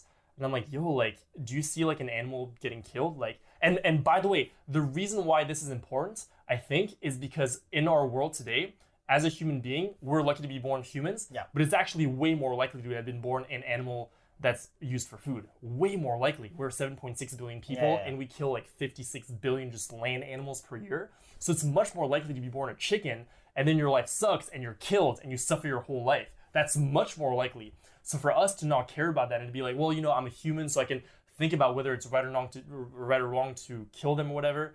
I think that only makes sense from our perspective, and I think it's a very self-centered and selfish way to think about it. Have you ever tried to use the what if aliens came and 100%. Yeah. 100%. Did you ever get, just one last question on that one. Did you ever get someone tell you, I would be totally fine being eaten? I mean, it's the strongest that wins and the smarter. I don't believe that. That only makes sense because you're not suffering right now. That only makes sense because it's not happening right this second. And that's what went through my mind. The second thing after I would not support slavery, therefore I'm not going to support animal agriculture, is like, you know, we're just fortunate to be in this position right now where we have the ability to dominate every other species in the world. Nothing to say that that's going to last. But the first question is, just because we can exploit animals and use them and kill them for food and do this very effectively, does that mean that we should do that? Because we have that power, does that mean that we should? Shouldn't we protect them or make sure they have great lives? Yeah. But then the other thing is, what if some aliens come to this earth and farm us the way that we're farming chickens right now? Then we wouldn't be so happy. Yeah, exactly. But the thing is, if we right now are supporting industries that farm chickens and cows and pigs and treat them horribly and make them suffer and kill them, then we're in no position to complain when that happens. But I definitely want to complain when that happens because I don't want to be in that position. I don't want to be used for food. Like, I don't want to be in a place where my whole entire life is just so someone can kill me to eat me. And if I don't want to be in that position, because I think it is possible that happens, then I shouldn't put others in that position. Even though in my subjective experience, I could argue that I am superior to them, that they're inferior to me, or whatever the case may be. Yeah. And also in Homo Deus, the sequel to Sapiens, he actually talks about that. But he talks about something that might actually happen. In that book, he talks about how, well, you know, in society right now, there's this push. The reason he called it Homo Deus is because he says that right now, the way that humanity is growing, we're basically trying to become like gods. We're trying to attain these powers like immortality and, the technological advances and so on and so forth. And what he says, because he says many times, and I've watched many of his talks and his discussions, he says many times that, he's not predicting the future, but he is laying out possible scenarios. He's like, this could happen. And when he says could maybe happen, is that when the technological, not technological, but when the scientific revolution or when the, computer revolution meets the biological revolution and we're able to transform our actual physical bodies and exceed our limitations in different ways, whether it be increasing our brain capacity or becoming stronger, or mainly like brain capacity, or finding a way to be able to live forever unless we get hit by a car.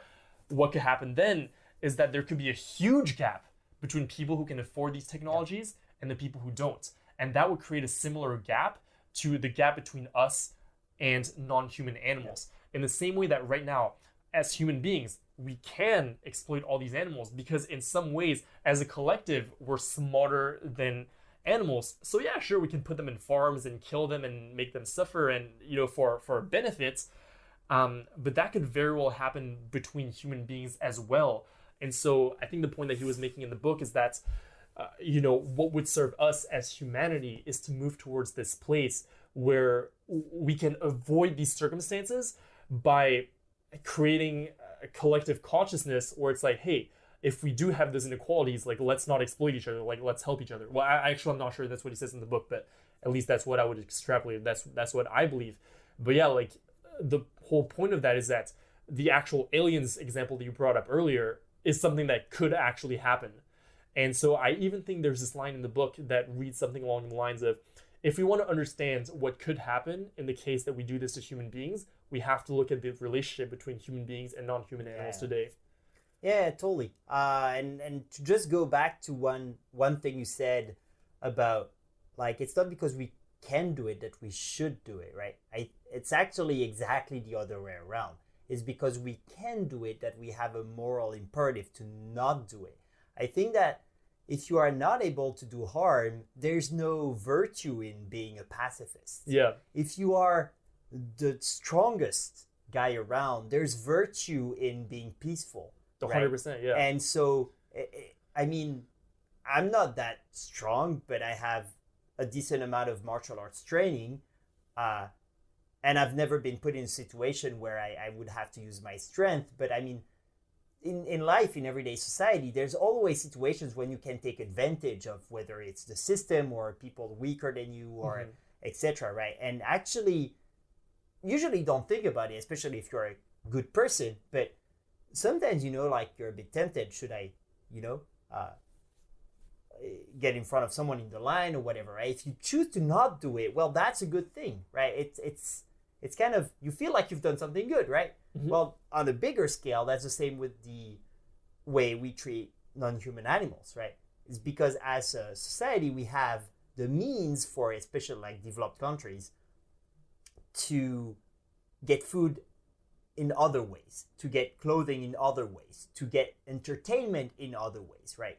We don't need to, right? We can, but we can do a ton of terrible things. Yeah. It doesn't mean we want to go that road, right? So to go back to this right and wrong thing, for me, I feel like it's wrong to hurt other sentient beings.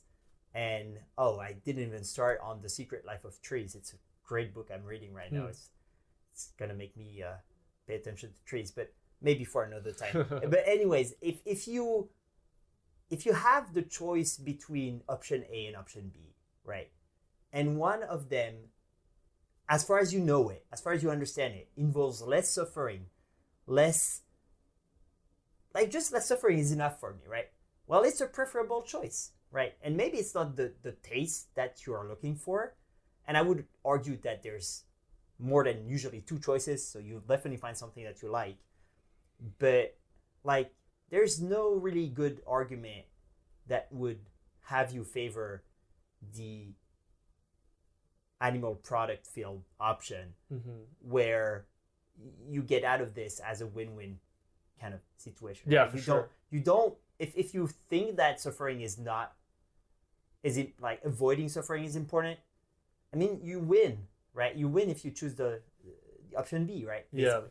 Yeah, I mean, the basis of not consuming animal products is that we have a choice, and there's this question of necessity. It's not necessary for us to consume any animal products, and on top of that, we have a choice between consuming them and not consuming them.